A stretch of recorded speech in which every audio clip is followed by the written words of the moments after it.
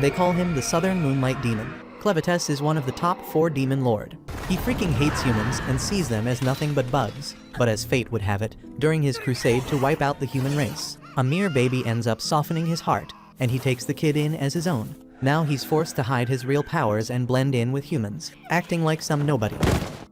Right at the start of the story, a young girl accompanies her dad out to their farm. Once they're done, he tells her it's time to head back home. On their way, she takes a curious look around the house and notices a map of Edzi. Beyond the map, she sees there's nothing but darkness, just their continent completely surrounded by pitch black zones. It makes her wonder what lies beyond that darkness. With curiosity burning, she turns to her father, asking what's out there beyond their city, something even he can't explain. Her father sees her curiosity, wishing he could offer an answer, but honestly, he doesn't know either. He explains that every human is born with this same drive, always wanting to know more. But every single time they've tried venturing into those dark areas, it's ended badly. He breaks it down for her, saying 4 mighty demons each control one of the 4 directions around Edzi: north, south, east, and west, and every expedition that's tried getting past them has been completely wiped out. The girl is stunned by this, trying to grasp how truly dangerous those zones must be, but it doesn't scare her away. Her father continues, saying that until those demons are defeated, they'll never find out what lies beyond the map. Still, he believes every challenge has its solution, mentioning the ancient treasures wielded by legendary heroes. Only heroes armed with special swords could ever face the demons. Without one of those heroes, there's simply no way they'll win this fight. This only ignites her determination even more. She dreams of becoming one of those heroes. She wants to fight. If she can just get hold of the Sword of Haydn, she's certain she can challenge the demons. Once those demons fall, they'll finally discover the secrets hidden in the darkness beyond the map. A few years go by, and our girl Alicia ain't a kid anymore. She's grown up, becoming one of the heroes chosen to fight. She closes her eyes and opens them again inside the truck that's taking them toward the city's outskirts. Holding the chain around her neck, she quietly tells her father that the moment is finally here, the moment she's got to step up and protect their city. She's not making this journey alone. Several other heroes are right there with her. As the trip goes on, they start chatting and introducing themselves. There are some real standout folks among them. Minarch, the one holding the sacred treasure called the Golden Ideal, straight up says he's got no clue where he originally came from. They all glance at Alicia, asking her to introduce herself next. They're shocked to see a woman among them, but Alicia doesn't even bother saying anything. As they get closer to their destination, Stefan, the guy carrying the sacred treasure Tenma, the winged horse, warns everyone they're almost there. They whisper among themselves, noting how Stefan's supposed to be the strongest one here. Suddenly, the truck stops, and the driver tells them the carriage can't go any farther. They barely start getting off when demons suddenly attack, taking down a few heroes before they can even hit the ground. Stefan shouts at them to jump out and fight, organizing them quickly into groups. The archers and lancers immediately move into action, while Stefan tells the rest he'll pair up with Alicia to handle any demons still standing. Thing is, Alicia's got her own treasure, Iwatubane, the legendary stone swallow. She joins Stefan, charging straight into battle beside him. Alicia's strong and charismatic, but the most impressive thing about her is how aware she is of everything around her. On the mountain just ahead stands one of the demon lords, who starts speaking about the nature of chaos. He admits the world itself was born from chaos, and if that's true, then he himself must be born from it too. He might have a point, but as the battle rages on, the heroes jump over hills and mountains, fighting their way through till they finally reach the summit. Stefan's particularly fired up. Being known as the smartest among them, he thinks it's fair he should ask the demon lord his name. He declares to everyone that today's the day they'll prove their strength, showing the people who chose them that they picked the right heroes for this fight. As soon as they reach Mount Moon, the demon lord makes his entrance, and just looking at him sends a chill through the group. His presence alone is terrifying. This is Clevites, the Southern Moonlight Demon, and even without saying a word, he makes the whole mountain feel heavier. Stefan gets shoved back, and though fear floods his face, he admits what's in front of them is terrifying. But they were sent for this, and they can't back down now. They're not alone, they're heroes, and together they believe they can turn legend into reality. Stefan tries to move, but Clevites hits him from far away, slams him against the wall, and kills him in one blow. The others freeze in shock, not just because he died, but because Clevites never even moved. One of them steps up to lead and pushes the others to fight, while Alicia holds back for a second, reading the terrain. As the rest close in, Clevites kills them without leaving his place. That's when Alicia figures it out and yells that he's using his shadows, and if they want to live, they need to stay away from them. They don't know how to do that, but Alicia starts jumping and running through the mountain. The shadow moves toward her, and she becomes the first to notice the attack before it hits and actually responds. Clevites' eyes shine with surprise. Maybe this won't be as easy as the last group. He doesn't care, but it grabs his attention. This is humanity, and though he hasn't faced them in 1,000 years, what he sees now isn't what he remembers. They used to be weak, no stronger than bugs, but now they've got strength, they've got purpose, and they're not giving up. He's got no clue what's pushing them like this, but he wants to find out. The heroes all go after him, and one by one, he takes them out. Alicia's the last to fall. She's thrown into the sky, eyes closing as death reaches her, and in her final breath, she says sorry to her father, telling him she couldn't make her dream real. Over in capital Hydaelart, the heart of the Haydn Kingdom, people are going about their day like nothing's wrong, completely unaware that something is coming straight for them. That something is Clevitas, bursts out from the mountain facing the city, and the moment he shows up, panic spreads like wildfire. The people run, terrified, but Clevitas isn't attacking them out of rage. He's just curious, doesn't give a crap about their lives, just wants to figure out what they're planning. He remembers that the ones who came after him before called themselves heroes, saying they were sent by the king of Haydn. So now, his goal is simple: cut through anything standing in his way until he reaches that king. Villagers scatter in fear, running for their lives, while the knights kick into gear, scrambling to defend the capital. Archers line up and launch their attacks, arrows raining down on him, but Clevitas doesn't even flinch. Instead of fighting back, he flies above the rooftops, gliding through the city so he can get to the palace and see for himself what kind of force is driving these people. The knights rush to reinforce the palace gates, firing more arrows, but nothing touches him. He watches their efforts with zero concern, and it becomes clear they're weaker than he expected. He lifts one hand, throws it at the wall, and the entire thing crashes down like it was nothing but paper. That's when the knights realize they're screwed. One of them takes off, rushing to warn the king that a demon is in the city. The king doesn't even look surprised. If a demon made it this far, then there's only one conclusion: those so-called heroes failed. He gets up from his seat and starts walking. There's only one thing left to protect now: the Blade of Haydn. Another knight runs in, shouting that the demon is tearing through the city and can't be stopped, and the king should hide. But if that thing really can't be stopped, then running is pointless, because no matter where he goes, it'll catch up to him eventually. The knights keep throwing flames and arrows at Clevitas, trying everything they can, but he knows nothing they do will change a damn thing. Still, there's strength in it. He remembers how Alicia's sword had managed to hit him and leave a mark. That memory sticks, reminding him that if humans are left alone, they'll eventually get stronger. He's not the one stepping into their world, they're the ones coming for his. And to him, that's all the reason he needs to bring the fight to them. The king moves closer to the door, ready to protect the blade, but as soon as he opens it, Clevitas appears. From the way the man looks, the crown, the clothes, the palace behind him, Clevitas doesn't need to ask, knows he's the king. Clevitas speaks in human language, and the king freezes. A demon speaking like a man that alone shakes him. He asks how a creature like Clevitas could even understand their words. But Clevitas already knows who he's talking to. He tells the king he's the only one who might be able to save humanity. He's not here for war, not yet. He's got questions, and depending on the answers, humanity either lives or dies. When he says humanity, he's not talking about just Haydn. He means Org, Don, Suladen, Bent, the whole damn world. His question is simple. He wants to know what kind of people they are, what twisted reasons made them march into the demon kingdom and attack his land. The king stares back without fear and says he's not answering a demon's questions. Clevitas doesn't ask twice. He cuts the king's head off right there and walks out without looking back. To him, that was enough proof. Humans are dangerous, and that makes them a threat. So now, they must be destroyed. But he knows he can't do that alone. He needs allies, a group that can follow him and help him finish the job. As he leaves the palace, a sharp cry echoes through the air. A baby, held in the arms of a dying mother, screams in pain and fear. Clevitas hears it but barely reacts. It's just another human. But the mother speaks, begs him to save the child, her voice low and broken. Clevitas stares, surprised she's even speaking to him. She's begging the one who plans to end everything. He tells her if the kid dies, she should blame the fact he was born human. But the woman answers through her pain, saying the baby never got to choose how he was born. Clevitas couldn't give a shit. But he looks her in the eye and says if she wants him to spare that kid, then she better give him a reason why. She struggles to speak, reminds him she's dying and can't prove anything right now, but says one thing with full certainty: the child will prove his worth when he grows up.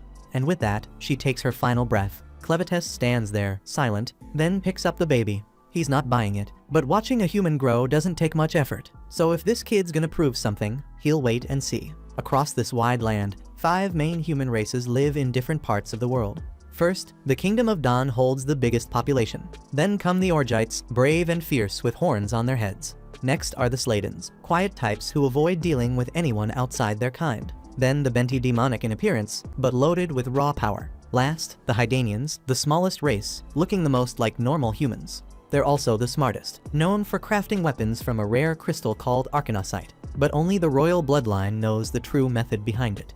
They've been selling those weapons to the Dawn race, and that deal led the two races to take on missions together, forming mixed bloodlines. Even so, full-blooded Hydanians are now rare. Outside their kingdom, wild dark beasts roam, violent and uncontrollable. Deep in the Luna Mountain, Clevites, in his massive form with 9 long tails, scares off a few beasts that try to eat the baby. The kid cries out, loud and scared, and Clevites worries this little creature might not last long if it keeps screaming like that. He wraps around the baby, thinking how to shut him up for a while, then gently taps the child's forehead with one claw, and the baby falls asleep. While staring at the baby, Clevites starts to get the feeling it's about to drop a little surprise, and sure enough, not long after, the kid wakes up crying while unloading a nasty mess that hits his nose hard. It pisses him off, but instead of getting rid of the child, he picks it up and walks off, hoping to find a way to deal with this disgusting problem. He ends up throwing the baby into a pit full of bugs, not the dangerous kind, just the ones that love feeding on poop. As the bugs enjoy their meal, Clevites mutters something ridiculous about humans growing up in a few nights, clearly showing he knows nothing about raising one. He glances down at the child and realizes he doesn't even know who it is, doesn't know its name, or why he even bothered turning back to pick it up in the first place. He blames his soft heart for that, but it's too late for regrets. He's not going to return it, not with the pride he holds as the Lord of Dark Beasts, and since he already made the decision to raise the kid, he'll see it through. Problem is, he has no idea how humans live or what they eat, and there's no way he can raise the baby alone. Looking over the fresh corpses nearby, he picks out one Alicia. She had led a failed assault against him, driven by the pain of losing her father to dark beasts, thinking she could win by charging into his territory with an army, but it all ended in disaster. Now, she's the one he chooses to bring back. With a wave of dark power, he revives her. The moment she wakes up, she tries to attack, but quickly notices her sword is gone and her comrades are nowhere in sight. Clevites tells her with full pride that she's alive only because he revived her, which means she's nothing more than a walking dead under his control. She freezes, staring at him in silence, stunned not just by the fact that she's the only one left, but by how fluently this demon speaks the human language. Meanwhile, Clevites orders her to reveal her fun bags, and the moment she hears that, Alicia instantly thinks he's trying to make some twisted move on her. She freezes up in fear, completely shocked that the Lord of Dark Beasts would dare make such advances. But before her dirty thoughts can spiral any further, he cuts her off and makes it clear the order isn't about her. It's about the hungry baby that won't stop crying. He tells her to take off her armor and bring out her milk tanks immediately. Since he'd infused his dark energy into her body, her will isn't exactly her own. She had no choice but to reveal the chesticles, lifting her top with obvious shame, exposing what he asked for even though she hates every second of it. Clevites takes a good look, then suddenly realizes there's no milk. Looks like someone forgot to fill the tanks before the damn show. To clear the confusion, Alicia educates him on a basic fact that a woman needs to have given birth before she can produce any milk. The embarrassment of showing off empty tanks hits her hard, and she begs him to kill her and put her out of her misery. But he ignores her whining while the two argue back and forth over something that clearly isn't helping the baby. The child starts crying again, but instead of dealing with the issue, they keep bickering over how the kid even ended up in his hands in the first place. Fed up with the pointless chatter, Clevites snaps and demands she figure out how to feed the damn thing. She admits she doesn't know much about raising kids, but says the baby needs a woman who actually has milk. That leaves them with one problem: how the hell are they supposed to find one? She explains they'd need to hire someone, and for that, they need money. Of course, Clevites is broke, but since the cave they're in is full of arcanocite, they could probably turn some of it into cash. While he thinks about that option, Alicia considers making a move on him, but without a sword, she quickly drops the idea. Clevites agrees to the plan: find a woman with milk and feed the baby. But just as he's about to head out, Alicia stops him, pointing out the obvious that if he walks into town in his current form, people will panic before he even gets a chance to explain anything. She says she'll take the baby herself and go find someone who can help. But Clevites refuses the idea right away, not because it's wrong, but because he doesn't want the baby out of his sight. So he transforms into a human boy. The look is close enough, but the 9 tails keep wagging behind him like they've got their own plans. He ends up sliding the tails into a shadowy space beneath him, something no one should ever look at. But even then, the horn on his head stays out and he doesn't notice. Before they leave, he gives himself a name clen and names the baby Luna. Only then does he bother to ask for her name, and she tells him. They head to a nearby river where Alicia starts bathing the child. Clem keeps interrupting, nitpicking every move she makes like an annoying mother-in-law, from how she scrubs to how she dries him, and even where to focus more. Then out of nowhere, the baby pees right on her face, and she holds back a scream while trying to finish the bath. Once she's done, Clem says the poop-eating bugs did a better job. They reach her old camp, but it's empty. Alicia says they stored the valuables somewhere else, and leads him there. Clem tells her to go wash up too, says she smells like she's been hiding from soap since the damn dark ages. He tosses her the cloth used to wrap the baby, asking her to clean it. While washing it, she spots a crest stitched into the fabric. It's the royal mark of Hydanian blood. She freezes, realizing the baby is no ordinary kid. Back at the ruins of the castle, a soldier searches through the wreck, shocked by the level of damage left behind. He remembers the crown princess had plans to flee with her child before all this, and now he blames the king's madness for the fall of the kingdom, holding on to a small hope that someone made it out alive. On the other side, General Drell stands with a few of his men, staring down at what's left of the Hydanian kingdom. He tells one of them to go inform the emperor fast, warning that if they don't move in and take the land, another race will. The real reason he wants Hydan is clear: it's the Arkanosite secret, something only the Hydanian royals knew how to control. He heads out to gather his forces, leaving his second-in-command Maynard in charge of finding any survivors with royal blood and bringing them straight to him. Elsewhere, Alicia holds up the cloth with the Hydanian crest and confronts Clem, accusing him of stealing a baby tied to the royal family. Clem looks at her, confused and shocked, then says he was given the child by someone who looked exactly like the form he's taken. She doesn't believe a word he says, but he shuts her down and tells her he only killed the king because he was attacked first. Now he expects others will come after the child to unlock the Arkanosite power. Clem, clearly pleased by what he's discovered, says he'll raise the child as king and rule everything from the shadows. The way he calls the kid his servant makes Alicia freeze, fear creeping up her back as she starts to wonder if revealing the child's identity was a mistake. Clem tells her they need to find someone with milk fast and feed the baby before it loses its strength. While they move through the forest, Alicia tells herself there's no way the humans would accept someone with a freaking horn sticking out of his forehead, even if he was disguised as one of them. Alicia keeps thinking no one would accept Clem with that horn on his head, but she forgets Orgites have the same feature, which could help him pass, though she still believes humans would figure him out and ruin his plans before they even start. She also starts seeing how deep his obsession with Luna runs, and something about it shakes her up.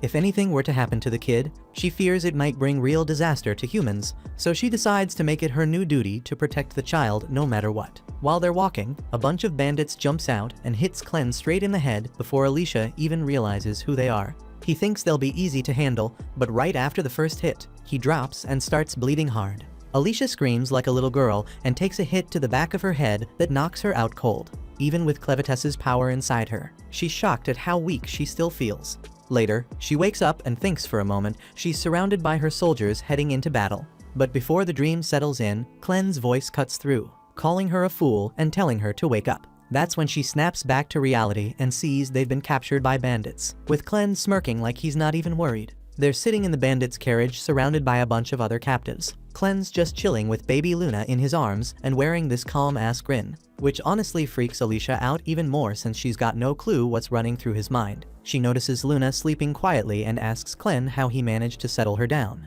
So he explains that Luna was fussing earlier, but the second she saw those bandits' busted faces, she passed out cold. Alicia carefully moves past the other prisoners, edges closer to Clem, and whispers, asking why the hell one of the strongest demon kings who ever lived let himself get caught. She figures that when Clem changed his appearance, he probably weakened his powers too, which explains why he got knocked out in one hit. Clem nods slowly, admitting she's close, but not exactly right. Changing his form made him as physically weak as a regular human, something he didn't realize until after he got sucker punched. Basically, his built-in defense is pathetic now, but if needed, he can still power up. But that still leaves Alicia wondering why Clem hasn't busted out of this mess already. Clem explains his thinking. Since he's stuck blending in as a human for a while, he plans to keep his true strength under wraps until Luna takes her rightful place as king. Plus, he's actually curious about humans, wants to see what makes them tick, like why these poor bastards around them got captured in the first place. That's why he's just sitting back and letting things play out. Realizing Clem's totally clueless, Alicia lays it out straight for his dumb ass, telling him they got captured by bandits who probably planned to sell them all off as slaves. She quickly adds that Clem shouldn't judge humans based on these scumbags, since bandits are the absolute worst kind. Not long after, they arrive at the bandits' hideout, where the captives are immediately split into two groups, men on one side, women and kids on the other. Suddenly, one guy tries to make a run for it, and Dagarn, one of the bandit bosses, just cracks a twisted grin, knowing the poor fool just signed his death warrant. Right on cue, another bandit chucks a dagger straight into the guy's back, dropping him instantly. With that idiot gone for good, Dagarn turns back to the terrified crowd, warning them not to pull anything stupid, unless they want to end up dead too. He then locks eyes on Alicia, orders her to come with him, and before she can even protest, he grabs her roughly and starts dragging her off to his room, determined to find out exactly what she's hiding. Clen's still standing there looking lost when a woman named Carm, who seems to run the women and babies side of this shady-ass operations, spots him just staring into space, noticing he's got a newborn in his arms. Carm calls her servant Neru to take care of Luna. Neru's whole job around here is nursing babies they kidnap. The bandits' hideout is in an old quarry, and at the bottom there's this deep pool. Way down at the very bottom lies some legendary red blade, but getting to it isn't easy, because something crazy powerful is guarding it down there. Turns out I misread Dagarn's intentions, because he only dragged Alicia straight to Vroko, the guy currently running the Crow's bandit gang, while their real boss Zazak is away.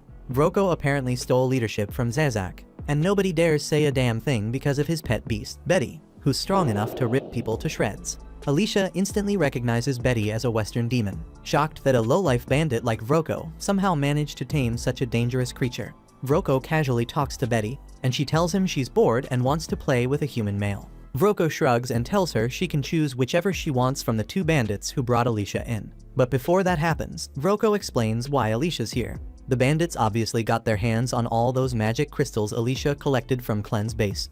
Vroko already figured out they came straight from Mount Moon, home to Clevites. Based on that evidence, and the fact Alicia didn't even flinch when she saw Betty, he knows for sure she's one of the 13 heroes from Haydn who were sent to kill Clevites. Vroko guesses Alicia was on her way back to Haydn carrying that big bag of crystals, so he casually drops the bombshell the royal capital already got wiped off the map by Clevites. But for the Crows, that's not exactly bad news. Vroko smiles, showing off a red-colored blade, the monohydrite sword, something only Haydn royalty knows how to forge. Of course, Vroko's sword is just a worthless fake. His gang has been selling these rip-offs to idiots who can't tell real from fake for years. Now that the royal family's been permanently logged out of this world, the prices of monohydrite swords have gone through the roof. Sure, it's a solid money-making scheme, but Vroko's got his greedy eyes set on something even better. The purest hydrite swords ever made. The ones personally forged by the kings of Haydn and handed straight to the heroes. Vroko's convinced the rest of the heroes got wiped out by Clevites, and Alicia only survived by ditching her team. He pushes Alicia to reveal where her weapon is, along with the gear from the other 12 fallen heroes. Alicia keeps her mouth shut, so Vroko commands Dagarn and Satch to take her to Clevites' place and hunt for the treasures themselves. Dagarn throws out the idea that maybe they should bring Alicia along to grab another treasure they're already tracking, but Vroko shuts him down quick, insisting on sticking to their original plan. He even gives Dagarn and Satch permission to have some fun with Alicia before they head out, just to keep her from causing trouble on the road. At the same time, Clen's stuck waiting tables at the Bandits Inn, run by Karma. He watches quietly while bandits constantly hit on Karma, silently disgusted at how terrible these guys really are. Elsewhere, Neru's busy feeding Luna the legendary milk, but that's not her only duty. She also works as a waitress, taking endless abuse from the scumbags who fill this place. Clen quietly serves meat to the bandits with surprising patience, earning a bit of respect from some of them.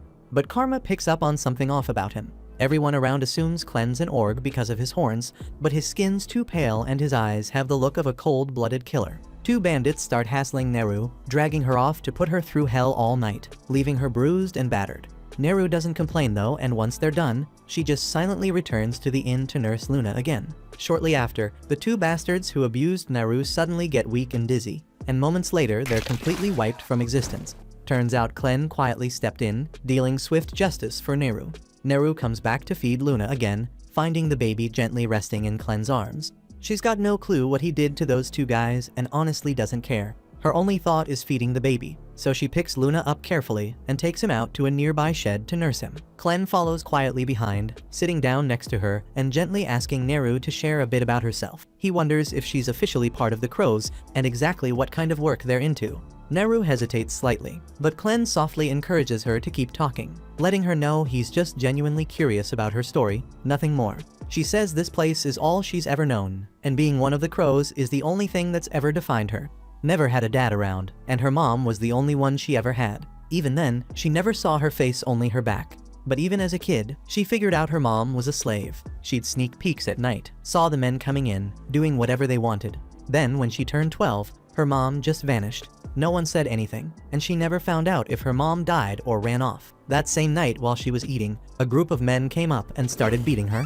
After that, life turned to hell. That's when it hit her mom had been shielding her all along. Once she was gone, they treated her like an animal, beat her daily, and left her to survive however she could. Until Karma showed up. Sis Karma told her straight if she kept the men happy, they'd back off and leave her alone. So she tried following Karma's example, tried to figure it out. But she was nothing like Karma, didn't even know how to do what Karma did. Still, things got a little easier. At least now she had something to keep her busy. She could work, and since her body wouldn't stop making milk, she could feed the kids too. That was enough for her. Clem finds it odd, asks how she has breast milk if she never had a child. That's when she tells him she was pregnant once, but lost the baby. The baby had been moving inside her, giving her something to hold on to. Then all of a sudden, it was gone. Stillborn.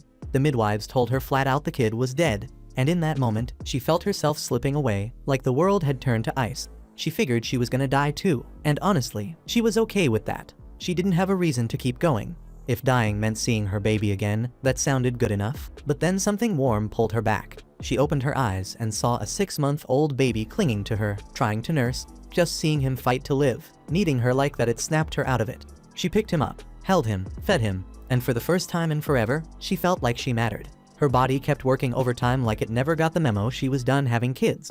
She kept feeding that baby till he got strong. Then more kids came through the crows brought in by that same gang, and she nursed them too. Word got out about her top-tier milk, because babies kept showing up like she was running an underground dairy. Watching them survive because of her made her feel like she finally had a purpose. She admits she tried to have her own again, twice even, but both times ended in pain. Clem eventually cuts her off, says that's enough. Then he asks if she'd come with him as Luna's wet nurse. Says he's not forcing her, but there's really no reason not to. Luna clearly likes her, so it'd work out either way. Luna pats her chest like she wants Neru to stay, so Clem gives her the choice one more time: either come with him as Luna's wet nurse, or stick around and let those scumbags do whatever the hell they want with her. Neru knows it's a generous offer, but says it'd be foolish to take it, especially since she thinks he's a slave too. She tells him she wishes she could say yes, but she can't. As far as she knows, he's still chained up same as her. Plus, she's got other kids who need her milk to stay alive. So she hands him Luna and quietly walks away. At the same time, the gang drags Alicia to a raggedy old bridge and tells her to walk. She steps onto it and stops halfway, staring down. They think she's planning to jump and mock her, saying there's no way she'll survive. But she ain't trying to escape, she's looking at the river below. She sees gems glowing under the water, and she already knows what that means. Before she can say it, they beat her to it, telling her this is where the hero Cordwar died. She knows the story. One of the captives speaks up, saying he'll dive in and grab what they're after if they promise to free him and his wife. His wife pleads with them to honor that deal. But the second he jumps in, monsters rise from the depths and tear him apart. Alicia knew they were lying. That river is a damn nightmare, filled with creatures that came into the world 300 years ago when a flood opened the gates to a place called Arvensis. Back then, they at least had solid ground to fight on. Cordwar, the strongest hero of his age, tried to hold the line, but he couldn't. His sword, the Stream Splitter, is still buried somewhere in that river. The gang wants someone to bring it up, but that mission's a death wish. She snaps at them, calling them sick bastards for setting the poor guy up, and even says they didn't bother tying his rope right. They shut her up fast, telling her nobody asked for her opinion. Then they introduce Fido, the brute who's about to beat her down. He steps onto the bridge, grinning like a creep, saying he's gonna strip her down right there. Before he lays a hand on her, she slams her arm back into place, grabs Fido by the neck, and chokes him out bloody, snatches his sword, then leaps off the bridge, whispering to herself that she's putting her faith in what Clem said, that she's immortal and won't die that easily. The bandits glance down, and once they spot Alicia's lifeless body, they start freaking out. She was supposed to be the one guiding them to the 13 lost regalia weapons, and now she looks dead. At the bottom of the cave, Alicia slowly comes back to consciousness, and it's all thanks to that curse of immortality Clevites dumped on her. The thing is, the curse keeps her alive, but it doesn't heal Jack. Right now, she's paralyzed from the neck down with no clue what the hell to do. Every bone in her body feels shattered, and she's lost more blood than she even knew she had. Climbing out of this pit on her own ain't happening. But if those bastards come down and realize she's still breathing, things will get worse. So she starts fighting to move even a little until the blood floating from her body starts swirling. And that's when Clevites shows up. Alicia's shocked to see him looking all tiny, but he says that's because he's showing up through the blood magic inside her. That cursed blood is what's keeping her undead body running. If it all bleeds out, she's done for good. Still, he says that as long as she stays useful, he'll refill every drop she lost. And once that's done, her body should bounce back from the damage. She's relieved hearing that, but then notices something. Clevetess hasn't lifted a finger to start healing her. She asks him what the delay is. He says he will, eventually, but first he's got a question. Turns out, he found someone perfect to be Luna's wet nurse. Even as a demon, he could tell Naru's getting treated like crap here. So he offered her a chance to escape and live a better life with Luna. To his surprise, Naru flat out refused. Clem looks at Alicia, wondering if she's got any clue why someone would turn down a deal like that. Alicia thinks for a second and figures it's because Naru probably sees Clem as just another slave who can't keep a promise. People don't leave these bandit groups easily, and if they do manage to slip away, they usually end up hunted down like animals.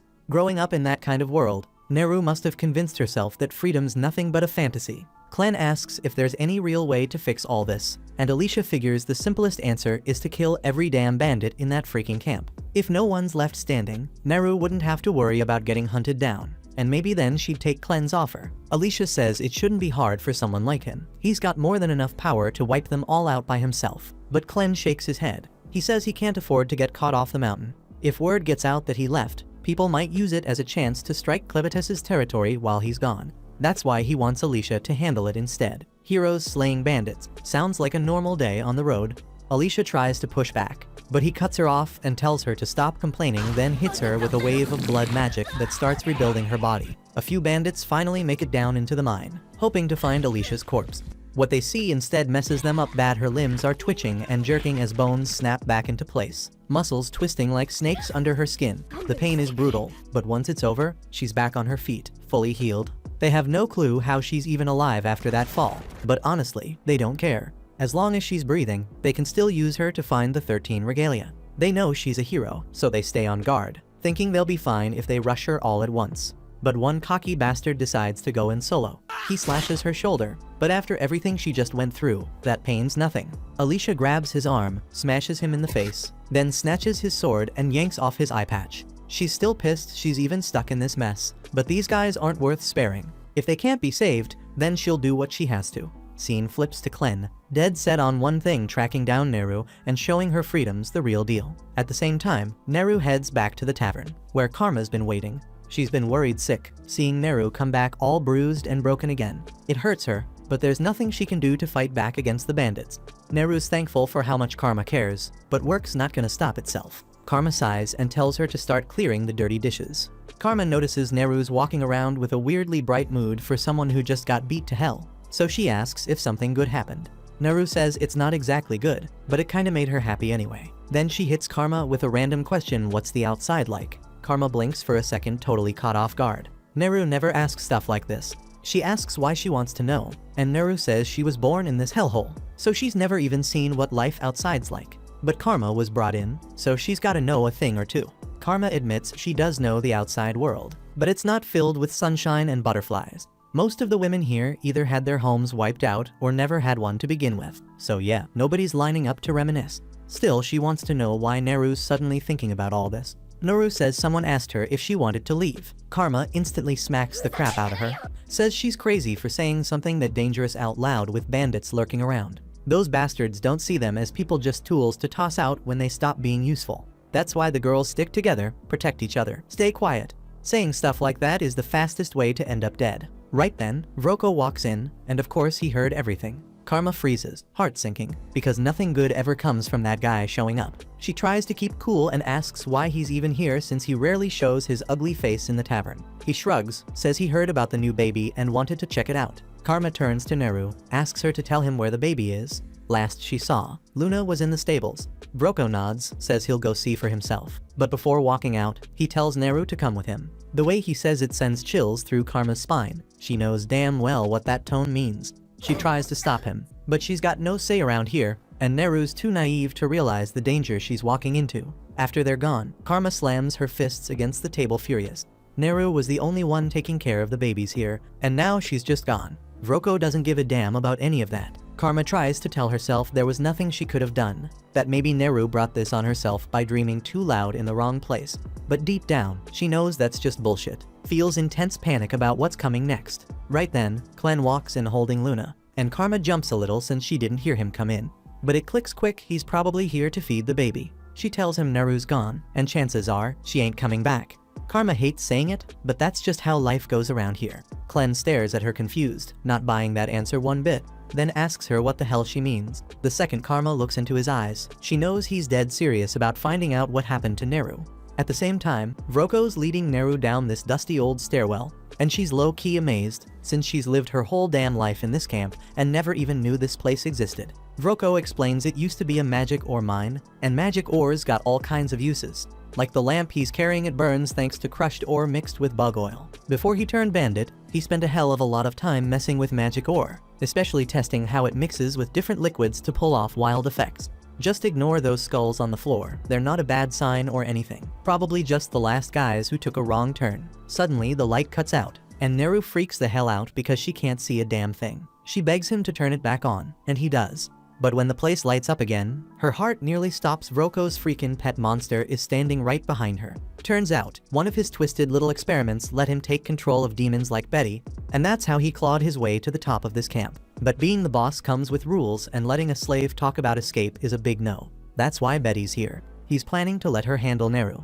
The second Neru realizes what's happening, panic hits hard. She turns and bolts, trying to find any way out. Vroko, cold as ever, tells Betty to eat her, and the damn monster comes charging. As Neru scrambles for her life, the only thing running through her head is Clen's offer. Deep down, knows if she'd said yes, none of this would be happening now. That's when she spots Clen holding Luna at the far end of the tunnel, and the last thing that flashes through her head is how bad she feels for not being able to care for Luna anymore. Normally, this would be the part where Clen swoops in and saves the day, but nope. Betty swallows Neru whole, and just like that she's gone. Luna bursts into tears, watching the nightmare play out, but Clen doesn't flinch. Says that's how this world is.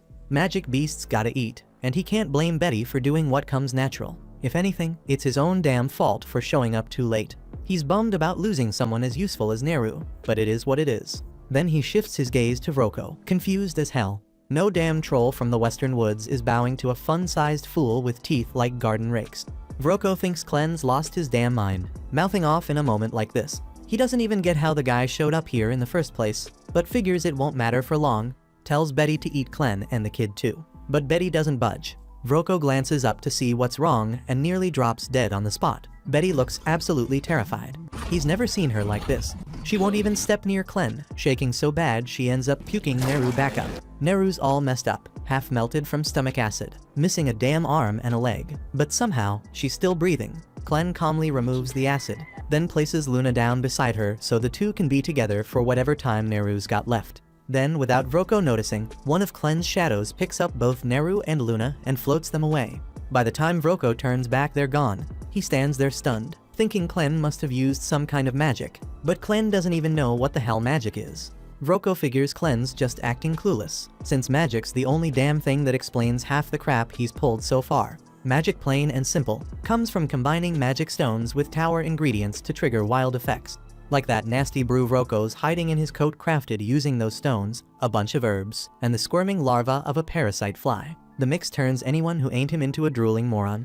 That's how he got Betty to obey his every command without a second thought. He dumps the potion into his fire pit, creating a thick, strange vapor. The instant Betty inhales it, her eyes glaze over, and she launches at Clen, blinded by fury. Clen gets tossed across the cave like a sack of potatoes, since he can't tap into most of his strength while stuck in this flimsy human body. As he's flying, the only thing racing through his head is how pissed he is that Alicia never gave him a damn warning about any of this magic stuff. Meanwhile, Alicia's still busy hacking her way through the bandits, and she's already dropped 8 like it's nothing. But that's barely scratching the surface, and the bargain bin sword she swiped from one of them has already snapped. If she wants to clear out the rest, she's gonna need something a hell of a lot better. So she bolts straight out of the flooded cave. There's close to 50 left, and even with her undead body, stamina's still a thing. If she burns out before finishing the job, she's screwed big time. She reaches the lake, but the monsters are already circling up top waiting. Jumping in now's asking to be dinner, so she climbs to the top of the scaffolding instead, baiting the idiots to follow. Once a crowd builds up, she slices the main rope, dropping a dozen into the water all at once. The monsters snap, turning the lake into a bloodbath while Alicia hides in a barrel. She doesn't need air, so she lets herself sink to the bottom, where the legendary blade's supposed to be buried beneath the silence. Even so, holding her breath until she hits the bottom is way harder than she thought. That pain and pressure she prepared for kicks in fast. Her senses start to fade, and her chest's on fire from the lack of air. She knows she won't die even if she runs out of breath, but it still takes everything she's got not to panic and swim back up like her body's begging her to do. After a while, she hits the lake bed and rolls out of the barrel. She sees the red glow of the magic sword not far off, so she forces her heavy body to swim toward it. If she can grab that sword, things will shift. Getting back to the surface will be a breeze, but right before her hand touches it, a massive red eye pops open. That's when she realizes she didn't reach the lake's bottom, she landed right on top of a sleeping giant monster. The beast rises, launching her backward with a surge of water. She figures this is the same creature that took down the legendary hero. But instead of freezing, she focuses back on the sword and makes a move to grab it. Before she can reach it, the monster opens its mouth and starts sucking her in. The pull's too strong. She grabs the sword at the last second, but her arm gets stuck between its jaws. Then something snaps in her. A rush of memories hits her all at once, pushing her to fight back. With a loud yell, she forces her strength out and smashes the monster's jaw wide open. She pulls herself free, locking eyes with the beast. With the sword in hand, she unlocks its magic and shoots forward through the water. The giant freak follows her, and she still can't wrap her head around how anything that huge could even exist. Must be one of the ancient ones, those ancient dark beasts that have been lurking for thousands of years. Usually, they stay hidden in remote corners of the world, but looks like the Arkanosite mine humans dug nearby woke this one up. As that runs through her mind, she nears the surface. But there's a new problem. The smaller monsters above have spotted her, knows she won't last unless she gets some air. Using the sword, she cuts through the water fast, slices a monster clean through, then bursts out of the lake gasping. The bandits can't believe their eyes when they see Alicia still breathing. But she's barely got a second to catch her breath before that massive monster rises up behind her. The second it shows up, those bandits completely lose it, and then all hell breaks loose as the thing starts swinging its tentacles everywhere, tearing through everything in sight with brutal force. Alicia does her best to stay out of reach, but her attacks aren't doing much, barely scratching its skin. She figures it out real quick, no single hero's taking down an ancient one. Luckily, that beast goes wild on the bandits, tearing them apart and chomping through the mess. The leftovers end up as snacks for the smaller fish monsters. Alicia figures that's good enough. Her mission's over. Then she hears Clen's voice, even though he's nowhere in sight. Turns out they're using telepathy. Clen tells her he can't see much, but with all the blood around, he assumes she pulled it off. She snaps at him, pissed that he sat back while she nearly died out there. Clen brushes it off, says he's got problems of his own right now. She can't wrap her head around what kind of crap a demon lord could be dealing with. Clen explains he's stuck facing a technique he's never seen before, and his human body's weaker than expected. He blames her for hiding the whole magic thing from him, says once she's back, she's getting punished properly. Still, he already crushed that brainwashed troll, and is now farming aura while he waits. Somewhere else, Vroko's running like hell, convinced Clen must be some kind of genius mage after one-shotting his pet troll. He ends up stumbling on Neru's corpse, with little Luna crying beside her. One look at that girl gives him a twisted idea. Maybe there's still a way out of this mess. Back with Alicia, she rushes toward Clen after getting his call, and the first thing she notices is the weird smoke hanging in the air. Clen spots the sword she's wrapped up in cloth, and she immediately makes it clear she's not parting with it. Says she nearly got eaten trying to get that damn thing.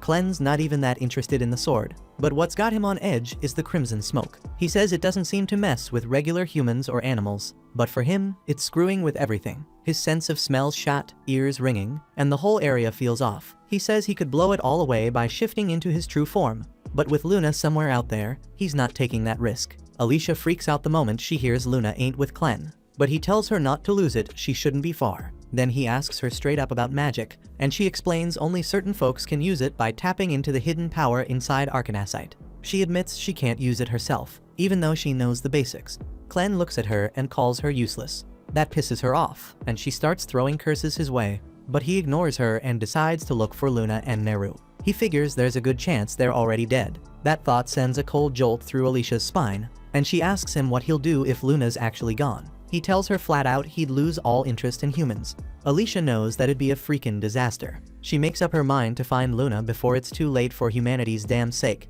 Soon she finds a blood trail and asks Clen if Neru was bleeding. He confirms it, and Alicia guesses either Neru's crawling or someone's dragging her. Either way, she can't have gotten far, so they need to move now. Turns out Neru's still hanging on. clutching Vroko with everything she's got to keep Luna safe, even while bleeding out. He yells at her, kicks her, tells her to let go, but she won't quit. He wants her dead so he can run with Luna. Earlier when he tried to take him, Luna screamed so loud it shattered Vroko's magic lantern. That's when he realized the kid's got some serious magical talent, and being a pure-blooded Haiden, there's a good chance he's royal.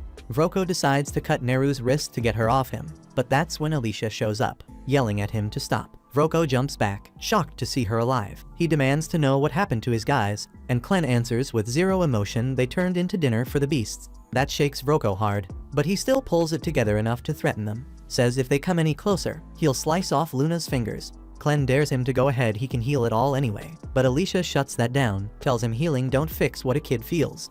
Then she tells Clem to let her handle this, and turns to Vroko, showing him the magic weapon from the legendary hero.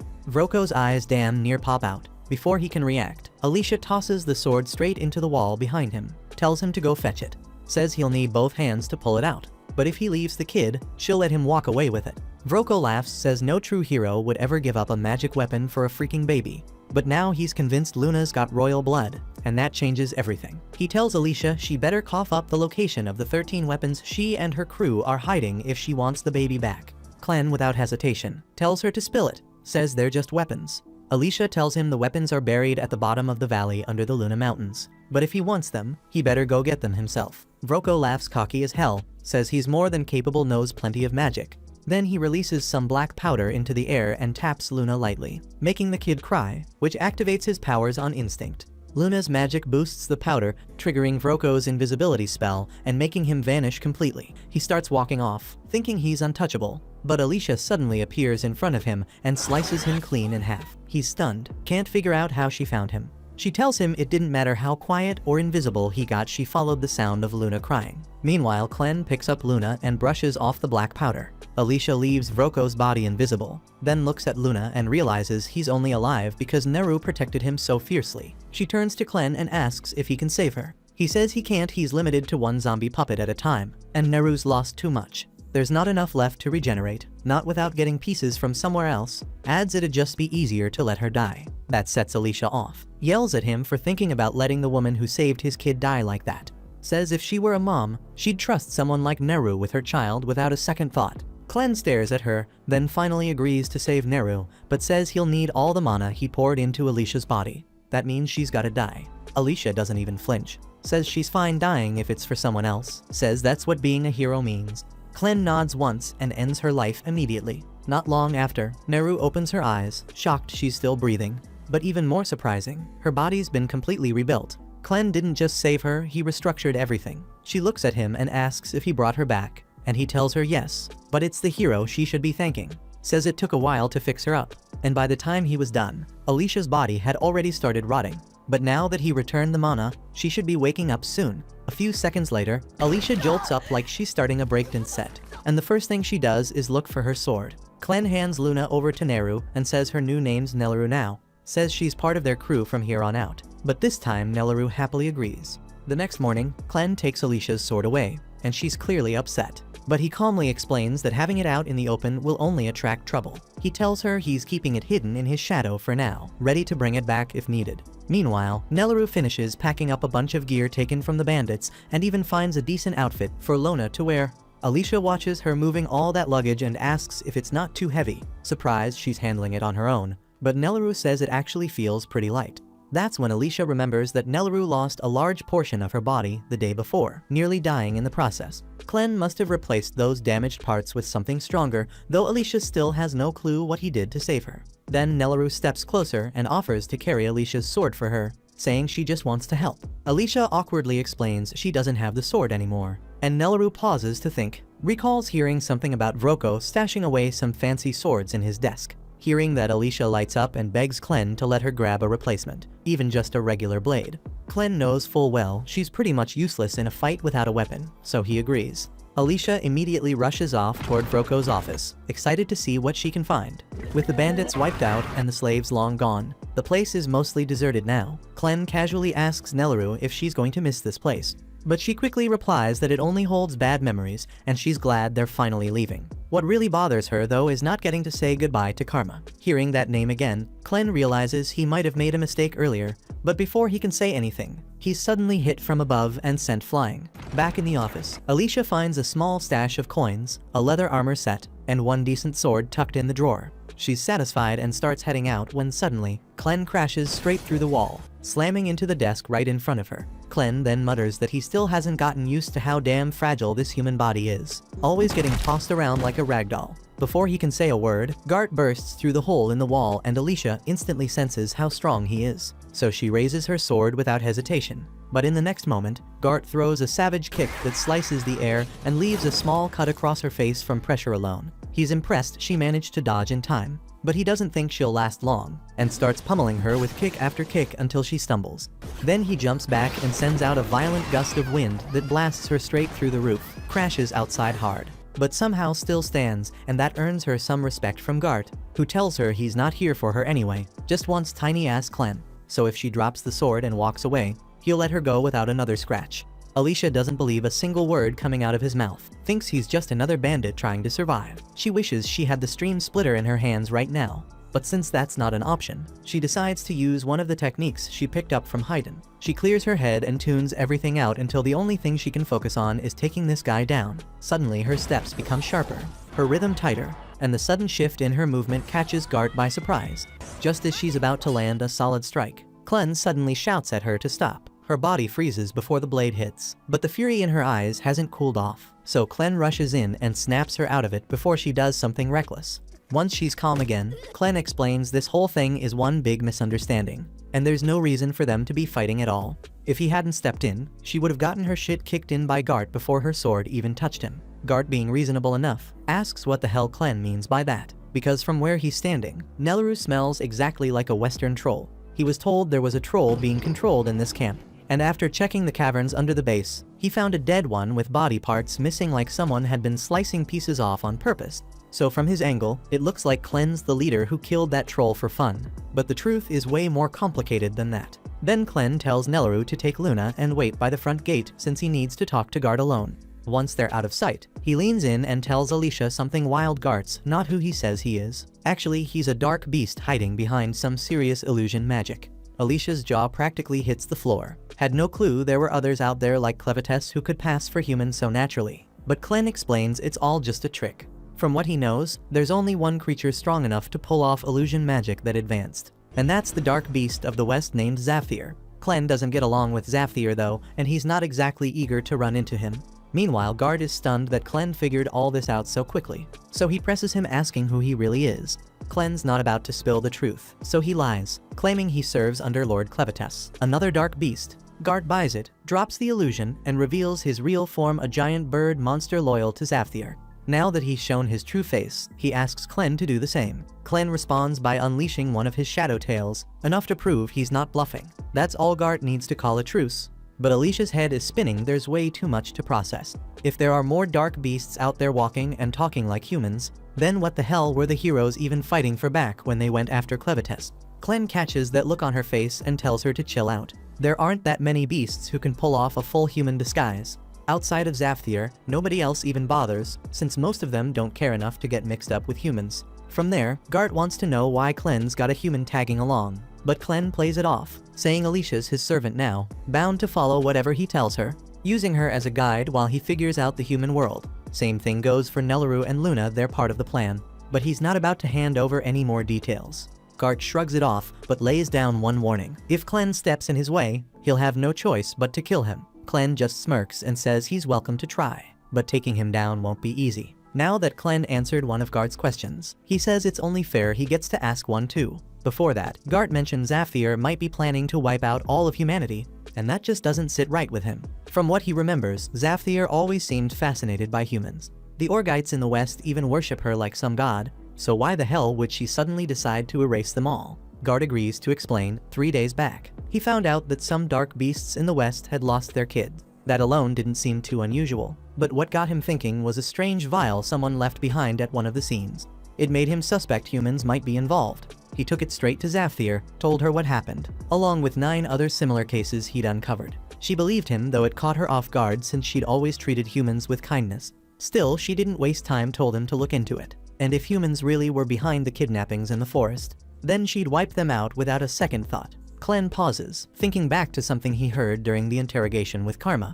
She told him that every child born in their camp gets sold off to some mysterious group of men because of their talent. That's what Rocco had planned for Luna too. Putting the pieces together, Clem suspects there's a link between the missing Dark Beast children and those human kids being sold. Since talent was part of the deal, he figures magic must be playing a role here. Then Alicia hears that, and her whole vibe changes. Clem picks up on it and asks if she knows anything. She says magic isn't exactly her specialty, but the idea of kidnapping children for magical talent sounds like something the wizards would be behind. These wizards changed the entire landscape of war in the human kingdoms over the last few years. Battles now depend almost completely on how strong each side's wizards are, since one of them can take out dozens, sometimes hundreds with a single spell. Sure, they can still be killed by other wizards, so it's not like they're untouchable, but they're still a serious threat on the battlefield. The first person who brought wizards into war was General Drell, better known as the Dragon Slayer. He's also the one who killed Alicia's father when she was a kid. She's carried that grudge ever since. Hearing all this hits Clem different, and he ends up asking why she went after Clevitas instead of the one who actually took her father's life, since Clevitas never actually did anything to the humans before they attacked. But Alicia says it wasn't about what she wanted. Her father's last wish was for her to move forward through Clevitas's territory. So that's what she did, no matter how she felt inside. At the same time, somewhere deep in the human kingdom, General Drell's army is making its move toward the south with 50,000 men behind him. His goal is to capture the ruins of Haydn and claim them for himself. What's left of the Haydn army is scrambling to stop him, but they've only got around 6,000 soldiers and barely any wizards, so they're in no position to hold their ground. Mikkel wonders if reinforcements are on the way, but with how things are looking, it'll take at least 3 days before anyone shows up, which means they're on their own for now. Even so, Commander Rhodey is not ready to give up. Tells Mikkel they might have a shot if they can make it to the fortress at Highgate and shut the gates behind them. That way, even with the odds stacked, they could still stand their ground against Drell's forces. The problem is, that plan depends on the soldiers already stationed there playing along. Rhodey had sent them a letter explaining the whole situation, but since he hasn't gotten any kind of reply, he figures things must be just as messy inside that fortress. Neither Rhodey nor Mikkel knows for sure whether the rumors about Clevitas wiping out Haydn are true, but if Bolate sent Drell out to take it, then odds are the kingdom has already fallen. If he had to bet, Rhodey thinks Drell's after the Forge of Haydn, since it's impossible to craft real magic weapons without it. Mikkel agrees that letting the Bolates get their hands on it would be a nightmare, but says there's more at stake than just weapons. That forge isn't just ancient, it's one of the oldest magical relics in existence. If the magic-hungry Bolates manage to unlock its secrets, no one knows how far their power might go. With something like that, they could take the whole continent for themselves. And that's exactly why Rhodey says they've got to be stopped no matter the cost. Back on Drell's side, he's having a private talk with his strongest wizard, Maynard. Maynard reports that he confirmed Haydn's been destroyed by Clevitas and the royal family's been wiped out. Everyone except one, the 6-month-old crown prince. He's the last of the bloodline, but no one knows where he is now, so Maynard can't say if he's alive or gone. That said, he also heard from a group of bandits recently. They found a baby, and the description sounds a lot like the prince, so Maynard figures it's worth digging into, and Drell gives him full authority to do whatever it takes to find that child and bring him back. At the same time, Clem and the crew reach a small town, so Nelleru brews him a cup of coffee while they wait for Alicia to pull in some info. Clem has never even heard of coffee, so he asks what it is, but Nelleru isn't sure either. It's just a pricey drink, one Vroko sometimes had her make. So she grabbed a pouch of beans on the way out thinking Clem might enjoy it, and he decides to give the strange bean drink a fair shot, waits for it to cool, then takes a sip and is surprised by how good it tastes. Nelleru is relieved he enjoys it, yet there is something on her mind she wants to clear up, and brings up that strange man who attacked Clem back at the camp, says he vanished and that felt wrong. Clem breaks down the whole wizards and magic thing to Alicia, and once Gart hears it, he says he's heading out to report back to his master, so they will not be seeing him for a while. Clem adds that even if they cross paths again, he will not strike at them, since he no longer thinks they are suspicious. Right after, Alicia runs up the hill with bad news gathered from the villagers, says the situation in Haydn is a total mess. Bolate broke past the border and pushed an invasion deep inside, so Haydn is fighting back. But with the king dead and the capital ruined, there is no chance they can win, the streets filling with fear. Even the country of Eslan tried to slow Bolate's advance, yet it barely changed anything in the end. Clem wants to know why Eslan would step in for Haydn when they are not party to this conflict, so Alicia lays it out. Eslan has been at war with Bolate for ages. Yet right now they stand weaker, so they do not want Bolate getting the Haydn Forge, since that would make them unstoppable. And even if Bolate seized the forge, they could not run it properly without someone of royal blood. But the biggest issue is that Haydn is outmatched, since Clene killed their king and they have no sorcerers to bring into battle. So at this rate Haydn will be erased from the map before long. That sounds bad, but Clene still does not see a reason to care, since his only goal is to make Luna king. So whether Bolate takes Haydn or not, it changes nothing for him. But Alicia tells Clene it does matter, because if Haydn turns into Bolate territory, Luna will never become king. Under Bolate rule, only citizens born in Bolate can sit on the throne. And from Luna's features, it is obvious he is a pure-blood Haydnite, so he would end up an outcast under Bolate rule. On top of that, pure-blood Haydnites are rare and highly sought after, since their blood is the key to refining Arcanasite properly. And with a man like Drell leading the push, there is no telling how far he will go. Drell is the one who killed Alicia's father, and it was not because of a war. They had been friends once, and years after the man retired as one of the country's greatest swordsmen, Drell showed up and forced a duel to the death, just to prove he was the better swordsman. Then after mortally wounding him, Drell looked Alicia in the eye, and for no reason blew their house up too. Alicia was furious, ready to grab her father's sword and charge, but her father stopped her. He knew Drell would cut her down the second she touched that blade. So in his final moments, he begged Alicia not to let revenge blind her, said that path leads to a war she would never return from, and asked her to become a hero who saves people, promising he would always be watching over her. Having felt Drell's cruelty firsthand, Alicia tells Clene the only way to secure Luna's future is to stop Bolate and drive them out of Haydn. Clene understands Alicia is right, but he is still annoyed he has to protect a place he once decided to destroy. Alicia is relieved he will help and says she will get ready to leave at once, but Clene tells her to stay. If he is going to step in directly, he cannot let anyone think he is doing it just because Alicia asked, so he needs a reason to confront Drell. And the fact that Drell has been kidnapping Dark Beast children to build his wizard army is reason enough. It also gives Clene a chance to see how strong these wizards really are, and that thought gets him a little excited. With that in mind, he is sure Alicia wants payback for what Drell did to her father. But her father's last wish was clear: he wanted her to be a hero, not someone ruled by revenge. Alicia's still carrying that promise she made, but after all that's gone down, she can't bring herself to call what's left of her a hero, feeling more like an empty shell stuck serving him. Clene doesn't fight her on it, just asks what being a hero really means to her. She might not believe she's won, but he's dead sure Nelleru does, since the girl's whole life got better because of what Alicia's done. That hits home, so she agrees to stay put.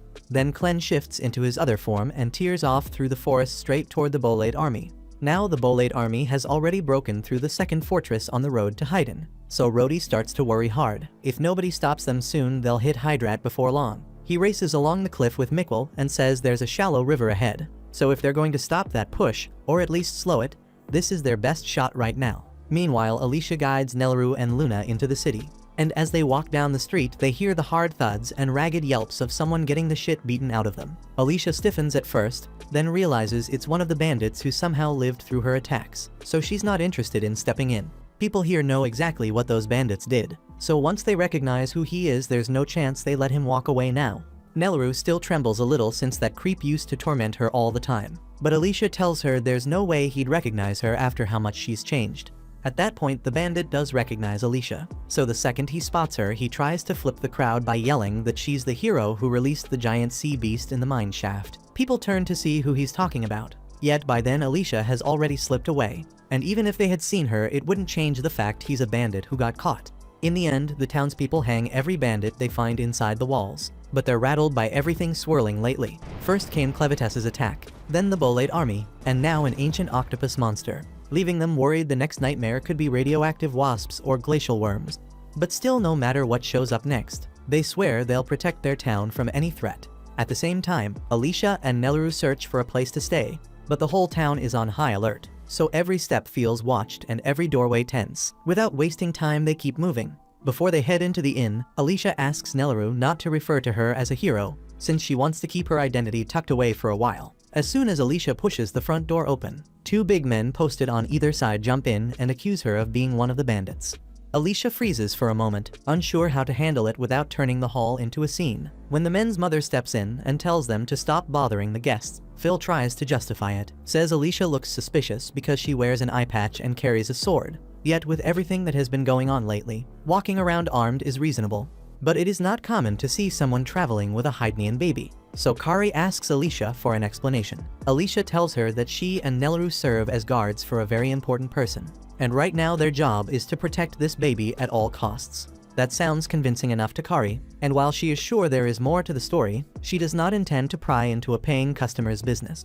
She asks what they need, so Alicia says she would like a room for two, preferably with a bed comfortable enough for a baby. Kari tells her the rate is 2 silver coins a night, so Alicia pays for 2 nights on the spot, and Kari assigns them the first room on the left. At that point the path is clear. Then she orders her sons to help carry the luggage upstairs. Pete steps behind Nelaru and offers to take the bags. Nelaru says she is fine handling them herself, but Pete insists, so she passes the load over, and he immediately regrets the offer because the bags are far heavier than he expected. Pete and Phil finally haul everything up to the room, and Alicia seems satisfied with it. So Kari heads back down and says Alicia can find her downstairs if she needs anything. Once Kari is gone, Nelaru suggests getting Luna into bed so he can rest. Neither of them realizes that one of Maynard's insects has spotted Luna. And now that it knows exactly where the Hydnite Prince is, Maynard sends his entire insect army after him before long. A little while later, Alicia looks out the window and wonders whether Clem has made it to the battlefield yet.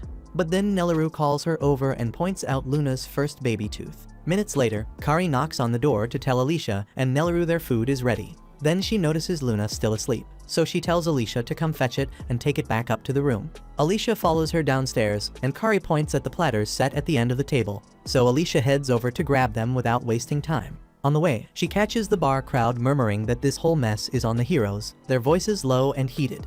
If they had not gone out and challenged one of the Beast Lords, then Clevites would not have leveled Haydn, and the Bolates would not have started this war in the first place. Public opinion of heroes is rock bottom now, and folks feel they have every right to be angry, since the so-called heroes only made life harder in the end, and that sentiment spreads from table to table. Alicia turns to go back upstairs, then a dark beast presence brushes past her senses, and right after that something smashes through the downstairs window with a thud that shakes the room. It lands by Pete, and he assumes it is a harmless ball, so he reaches down to pick it up. But Alicia shouts that he should not touch it, but it's too late. The look on Pete's face freezes for a split second before the object swells in an instant, slamming him into the ceiling and revealing a giant centipede. Maynard then steps into the inn at that point and explains this is no ordinary insect. It came out of the dark beast forest, so it stands on par with some of the tougher dark beasts out there. One man does not even wait for Maynard to finish, since he came here to relax, not wrestle a centipede monster, so he jumps through the window to run. Normally that would be an excellent survival plan, but Maynard already stationed several hundred bug monsters outside, and the man gets eaten anyway.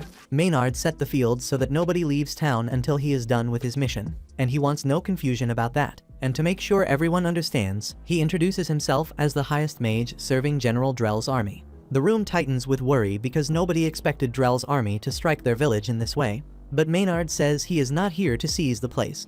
His mission is simple, to confirm whether the Hydnite baby here carries royal blood or not, and that purpose alone brought him. Alicia feels the floor drop inside her, and if Maynard already knows about Luna, she needs to get him far away fast without delay. But before she can act, a sharp panicked scream cuts down from the room above Nelaru's voice. That's when it clicks. Maynard has already sent a subordinate up there. Meanwhile, in the room right now, a telekinesis wizard named Naya Chiffinlitz has Nelaru pinned against the wall with the bed frame, not letting up for a second. Nelaru cannot figure how Naya slipped in through a second-floor window, so Naya spells it out. She flew up with her axe because her power pulls and pushes anything made of iron, so she gripped the handle and hurled it upward. Then the force yanked her along for the ride. She does not really get the science behind it, yet there is a massive dark beast turtle with an iron shell, and any metal weapon swung at it ends up stuck there for good. Now that she has laid out how the ability works, she says she has to get back on task, so she pulls a pill from her bag and walks over to Luna. Nelaru asks what she is doing, so Naya says she is giving Luna medicine that evaluates his magic potential, and if the baby can use magic his eyes change color and he stays fine, otherwise he coughs blood and dies. A rough 50-50, because that means Luna could die. Nelaru yells and pleads for her to stop, and then Alicia hears the screams and sprints for the room. But before she reaches the door, Maynard orders his centipede, and it slams her into the wall. He is not sure who Alicia is, yet he will not let her wreck the plan, so he decides she has to die. At the same time inside the room, Nelaru keeps fighting to free herself so she can reach Luna. But Naya says it is pointless, because the force she can drive through those bed frames is enough to stop the Hulk in his tracks. So with 2 frames in play, Nelaru would need more strength than 2 pregnant bulls to break out. and there's no way her tiny arms could pull that off. Then, to Naya's shock, those small arms actually start prying the frames apart, and with one clean shove Nelaru knocks Naya out cold. Maynard hears a heavy crash from inside and wonders what went down. Then he tries sending the centipede to check, but something is pinning it. Now Alicia, who survived the hit, has its antenna tied in a knot, so the beast is completely disoriented and cannot move right, so she boots it to the floor and runs for the room to check on Nelaru and Luna. And Maynard is impressed because no ordinary person handles a magic beast like that, and now that he gets a proper look, he realizes who Alicia is. Alicia steps into the bedroom ready to fight, but instead she finds Naya unconscious on the floor while Nelaru stands beside her holding Luna. She notices the big hole in the wall, so she asks if Naya did it, and Nelaru says she was the one who caused it because when she pushed the bed frame to get free, it hit Naya and went straight through the wall. Alicia does not understand how that is even possible. However, there is no time to debate because they need to get out now, so she grabs her sword and tells Nelaru to stick close, and they jump out the window. And once they leap, Alicia uses her sword skills to slice the bugs in the air so they can run. By the time Naya wakes up, it is already too late to stop them, and she would like to go after those too, but the bugs in the air do not discriminate, so she would die the moment she steps outside without Maynard's help. Meanwhile, a little later Alicia and Nelaru make it outside the city limits, so the bugs stop chasing because Maynard only ordered them to surround the city. If they are lucky, they might make it through the forest before dawn, but things are never that simple, and they run into a second wall of insects in the forest. There are many more here, so Alicia will not be able to cut her way through them like before. Nelaru asks what they are supposed to do, and Alicia is not exactly sure, so for now they need to find somewhere to hide. Back at the inn, Naya goes downstairs and tells Maynard that the women got away, and Maynard asks if she at least managed to test the baby's magic aptitude, since that was the point. She says she never got the chance because Nelaru knocked her out with a bed frame. Maynard realizes they seriously underestimated those two, but even so, this situation allows him to confirm a few details. First, the blonde woman was the hero Alicia Glenfall, and Maynard is certain because he was there when Drell killed her father. There is no way a hero would be traveling with an ordinary baby, so that pretty much confirms that Luna is the Hyde Knight prince they have been looking for. He is practically shaking with anticipation of how fun it will be to torture a hero when he gets his hands on her, and Naya just stares at him, wondering why she has to spend time with this lunatic. Maynard finishes his wild laughter. Then he tells Naya to round up every last resident and march them out to the main square. Once the crowd is outside, the town leader steps forward and demands to know why they were dragged out here, and he adds that if Maynard thinks a handful of bugs will make them submit, he has another thing coming. Maynard is struck by how bold these people are, so he lays out the story from his side. Says he and the Bolade army would not even be here if the King of Hyden had not made that damn fool gamble and attacked Clevites. Now that the capital lies in ruin, Clevites might come back to seize the land, so the Bolade force is kindly stepping in to protect everyone. It is a paper-thin pretext to invade Hyden, but without the king and his magic weapon, there is practically nothing left to stop it on the ground. Besides, Maynard says they have a bigger enemy in the meantime, because the blonde woman from earlier is one of the 13 heroes who started this whole mess. So if the townsfolk need a target for their rage, they can start by hunting her down. Meanwhile, Drell's army keeps pushing toward the fallen capital of Hyden, and they are halfway across a shallow river when Drell suddenly stops because he feels eyes on him. So he orders the stalker to step out at once, because there is no point in hiding when the moon is pouring light over the water. Suddenly, Rhodey bursts from the brush and slams his spear into the river, and the surface turns to glass in a snap, pinning the feet of every soldier in Drell's ranks. He barks for his men to advance, even though Drell's force outnumbers Rhodey's 10-1. Rhodey's troops came ready with ice cleats, so they move cleanly over the frozen sheet, while even Drell's enslaved dark beasts can barely stagger.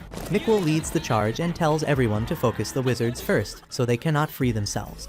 Drell knows the Frost Spear's limits, and even at full output it should not be able to freeze an entire river at once, so he reasons that Rhodey must have stationed a wizard upstream to chill the flow just below freezing, then let the Frost Spear do the rest. He admits the setup is sharp. Rhodey truly looks like he has mastered the Frost Spear, and if he defeats Drell here he can end the whole war. However, Drell tells him it will not be that easy. Rhodey surges forward with his spear, but Drell meets him with a heavy backhand slash, so the blow knocks Rhodey several feet back.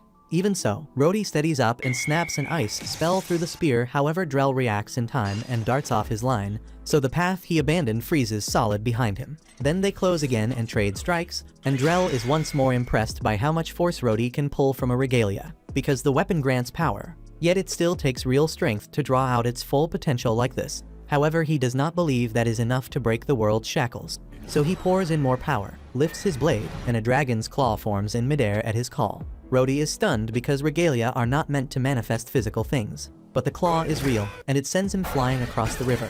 Meanwhile, Mikkel and the rest see their commander in trouble, so the line turns back to support him. At the same time, Drell explains that by fusing his sword with magic, he has made something far beyond a normal blade. Just then, Drell spots a group of Rhodey's men rushing his way. So he wheels around and obliterates them with the dragon claw, and the sweep takes his own soldiers as well. Rhodey cannot believe he would kill his own troops so casually. What the hell? But Drell says anyone too weak to survive a strike like that does not deserve to see the world beyond their borders. Rhodey still does not follow the talk about borders and shackles, so Drell lays it out. His goal is to shatter the legend of the heroes, because that legend pushes people to challenge unbeatable foes with methods that keep victory out of reach. Things have run the same way for thousands of years, and no one questioned the pattern, so the tradition stayed. That ends here. Drell tells Rhodey he will not kill him because he was a worthy opponent, and by now Rhodey should know there is no way he can win. Rhodey tries to stand, but his body has nothing left, so he lies there and watches as Drell continues the conquest. But a moment later, Clevites slams into the battlefield, a dark aura roaring around him as the ground shudders. Faces freeze when they realize the Southern Lord of the Dark Beasts is here. Clevites can tell that Drell is the one running this field, so he says he has a single thing to ask, and he does not waste time on pleasantries. Someone has been snatching both human children and dark beast children, and from what he has heard it ties to the magic Drell uses, based on whispers from across the region. So he wants to know if Drell is truly the one behind it. Drell notes that a beast lord coming all this way just to ask a question must have better things to do, yet Clevites answers without blinking that this is part of his duty as a lord, because if anyone defiles his land or his people, the law of the land says he must kill that offender with his own claws in retribution. Drell asks what gives Clevites the right to define that law. However, Clevites is already tired of the talk, so he drives a hand through Drell's stomach with a straight thrust. He says this could have been avoided if Drell had simply answered the damn question. Yet even with a hole in his chest, Drell stays calm. Says he already knew Clevites would come to kill him, and he knew a head-on fight was not winnable, so he made preparations in advance and kept them quiet. A third eye opens on Drell's forehead as he primes his ultimate art. Dark Ichor Prison resolve hardening as he commits. That catches Clevites off guard because he did not think humans could handle Dark Ichor at all. And in the next breath, Drell's body detonates and coats Clevites in his blood. When the blast clears, the only things left are Drell's sword and a giant sphere of what used to be Drell surrounding Clevites. Even so, Drell is not dead, not by any normal measure, because before the explosion he shifted his mind into the sword. He no longer has a human body and now exists as the magic of that blade. He went to extreme lengths to sacrifice flesh for this Dark Ichor prison, and he is certain that even someone as strong as Clevites will not break out easily. Clevites appears to be knocked senseless by the prison, so he stays motionless inside for now, and Drell intends to leave him there until he dies of hunger or age. Meanwhile, Rhodey watches in horror and disbelief, jaw tight and stomach sinking, because he cannot believe Drell just locked down Clevites in moments when the 13 heroes failed to do it. If Drell can pull off something like this, Hyden has no chance against that might. So Drell hardens his resolve to continue the mission and orders all remaining troops to prepare to move at once. Meanwhile, out in the forest, Alicia and Nelleru are still trying to escape Maynard, when Alicia suddenly feels that something is wrong, a pull at the edge of her senses. However, she does not know what caused that pulse, and there is no channel to reach Clevites from here. So she tells Nelleru they have to keep going. All the while, a band of angry townspeople keeps tracking them through the trees step by step on Maynard's orders. A short while later, the townsfolk hem Alicia and Nelleru inside an old cabin. Phil heads the angry crowd, brandishing torches as they shout for Alicia to step out, saying they know she's in there, so hiding is useless. Meanwhile, Alicia and Nelleru keep out of sight, unsure what move to make. Phil keeps hollering, pinning every disaster that hit their town on her. Speaking for the lot, he says they've always despised the so-called heroes, since heroes never do real work. They only slay a dark beast now and then, and folks treat it like it's something grand. Nelleru tries to lift Alicia, reminding her she's special because she saved both her and Luna. But Alicia tells her to back away from the window, saying the priority right now is keeping her and Luna safe. Alicia admits she figured this could happen, especially since they couldn't get out of town. What she didn't anticipate was the townsfolk finding them this fast. She thinks about bolting since Maynard still hasn't caught up to them yet, but she knows it won't help because there's nowhere left to hide.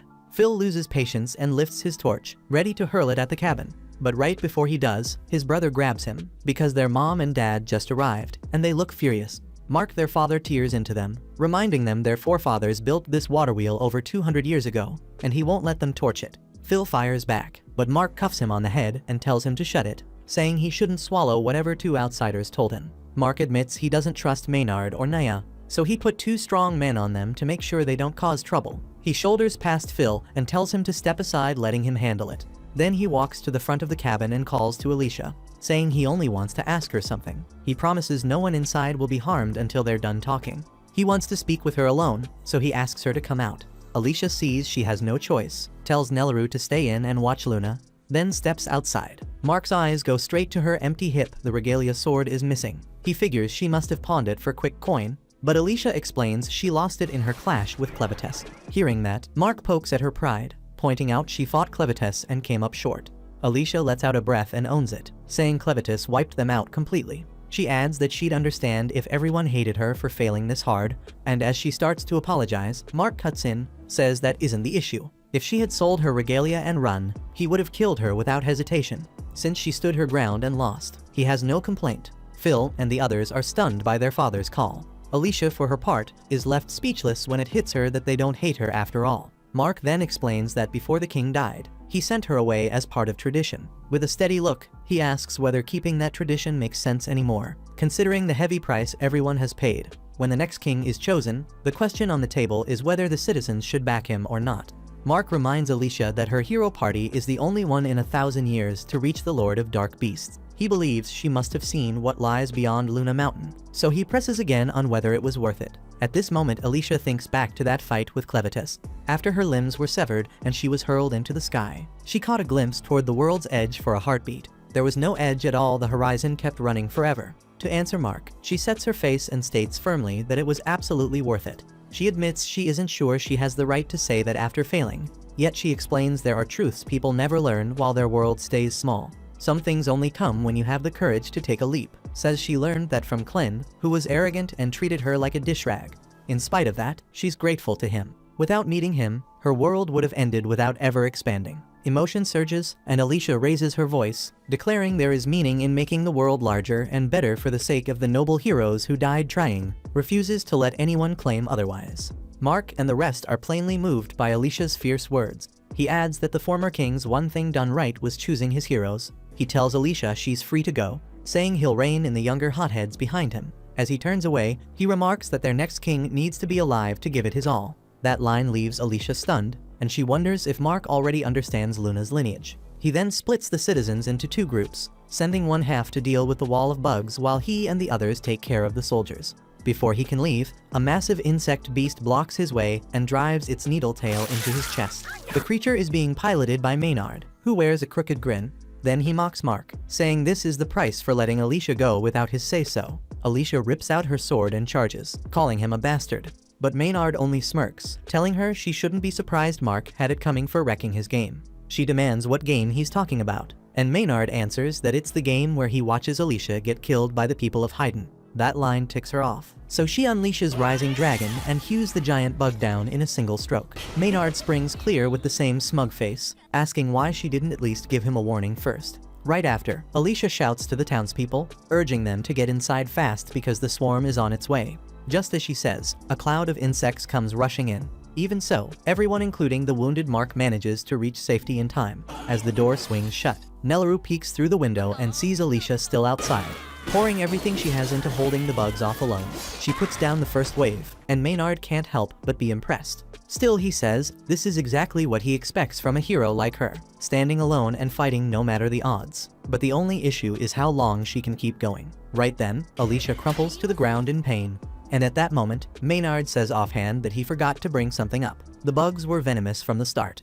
If the big ones steal your focus, the little ones slip in and dose you before you even realize. He adds he couldn't control every insect in the area, from the bees overhead to the ants underfoot. Worst of all is a special spider breed whose venom can wreck human blood itself. Alicia suddenly feels something crawling along the back of her neck, and before she can smack it, the spider sinks its fangs into her. Maynard explains the toxin is potent enough to liquefy smaller creatures from the inside out. While Alicia fights for breath, he lays out why he hates heroes so much. In an ironic twist, he admits he used to idolize them. But when he was a kid, The so-called heroes never showed up when he truly needed them. When he lost everything, the neighbor next door helped more than any hero ever did. That's when he decided heroes are just people hiding behind sugar-coated titles. In his eyes, they can't protect anyone. The only ones who can protect anything, he sneers, are himself and General Drell. After that, Maynard unleashes another wave of bugs at Alicia.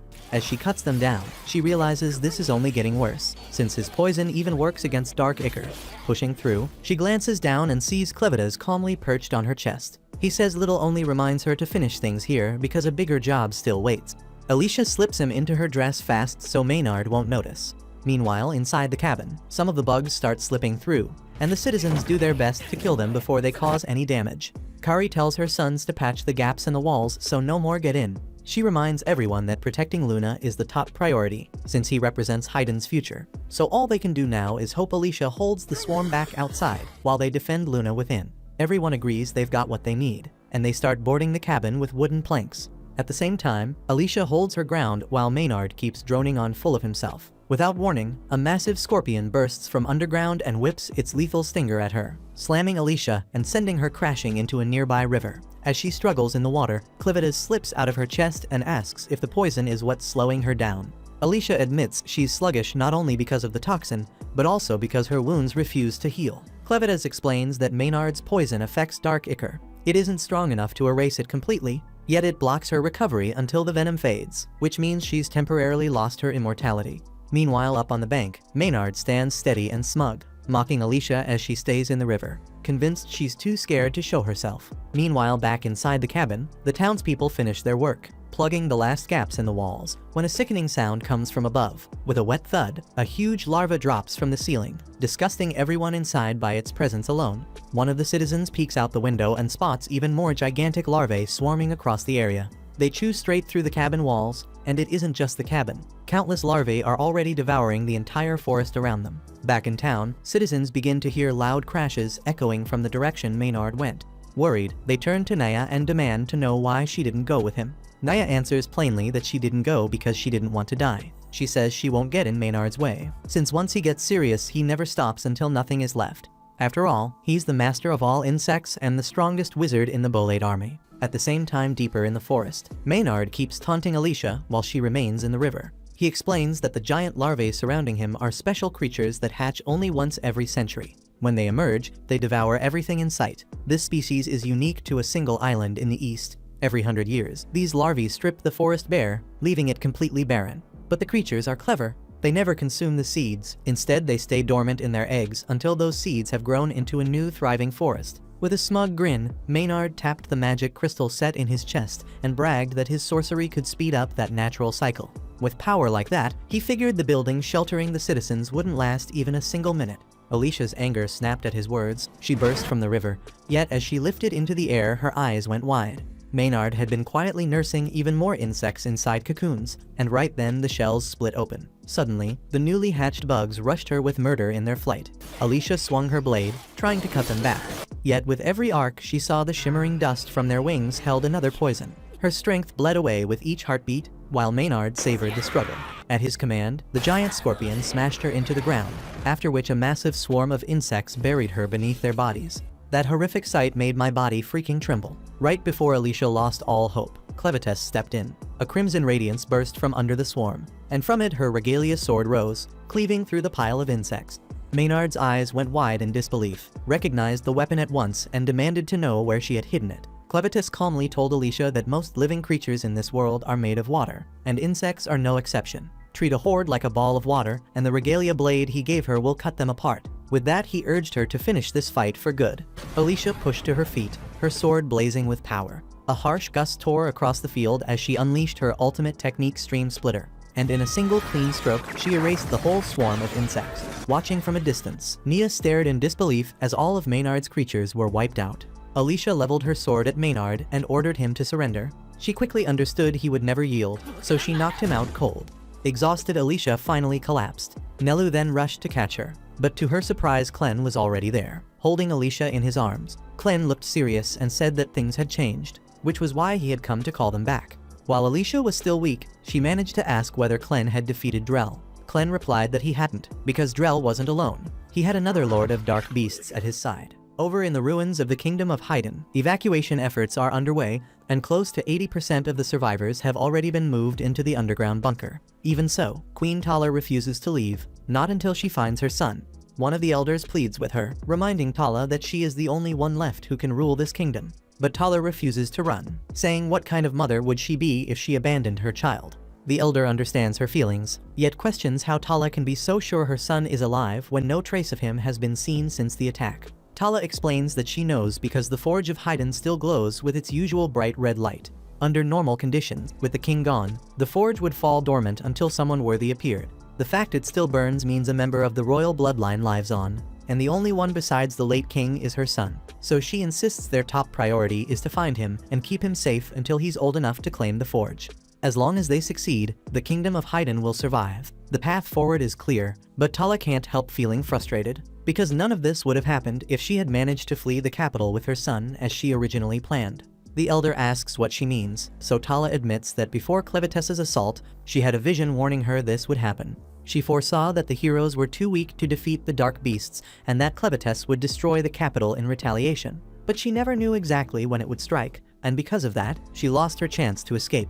Right then, the Queen's messenger Fabio returns, saying he carries urgent news. He reports that Drell's army of 50,000 clashed with the forces of Eslin along the Merrill River. The soldiers of Eslin fought bravely, yet they were no match for Drell's overwhelming magic. But just as the battle ended, Clevetess suddenly appeared and obliterated nearly half of Drell's army in an instant. And what came after was even more shocking. Moments later, Drell somehow conjured a strange red sphere that managed to trap Clevetess. And this news shakes Tala, because how can she handle someone powerful enough to defeat a dark beast lord? Now Drell and the 20,000 soldiers he still has are marching this way, and none of them know what to do. Tala refuses to accept it, since that goes against everything their traditions say. Only heroes are supposed to stand against dark beast lords. But Fabio reminds her that Drell was once a hero, and he still holds his regalia, so technically he meets the prophecy. Still, Tala refuses to believe that a man like Drell, who would lead an army to invade another land, could ever be the hero foretold. So she announces that she will confront him and break his regalia, because he doesn't deserve to wield it. Fabio then wonders if such a thing is even possible, and Tala explains that as long as she carries the sacred hammer of Haydn, she can kick his ass, since it's the only weapon that can forge or destroy regalia. However, the elder tries to stop her from rushing into something reckless, reminding her that only the king of Haydn is allowed to wield that hammer. But with the king dead, until her son takes the throne, she says she will serve as the king, and that gives her every right to hold it. No one can argue with that, so they help her into her armor while Fabio suddenly runs off to fetch the hammer. Just then he returns, and Tala thanks him before taking it from its case, and with that power, she gets ready to face Drell and his army. Meanwhile, over in the village, Pete drags Naya to Alicia just as she asked. And he still can't get over how badass she looked when she cut down all those bugs with a single swing. He swears he'll be her personal errand boy as long as she's around. And Alicia is surprised by how nice Pete is being. But since he offered, she asks if he can also bring Nellaroo over. At the same time, Pete bolts off to do what Alicia asked, and Clem congratulates her, saying it looks like she just got her first servant. Alicia tells him to quit teasing, because it's not like she wants one. What she really wants now is a clean set of clothes, since she's completely covered in bug guts. Right then, Naya speaks up and wants to know why they dragged her here, since her knees hurt and she just wants to head home. Alicia thinks it's odd that Pete managed to grab Naya so easily, especially since Nellaroo mentioned she could control magnetism. As it turns out, Pete didn't come at her with any weapons, so there was nothing for her to manipulate. And against that much muscle, she was completely powerless. Anyway, Alicia says she's got a couple of things she needs to know. So she tells Naya to spill whatever she can about Drell and his connection to the Dark Beast Lords.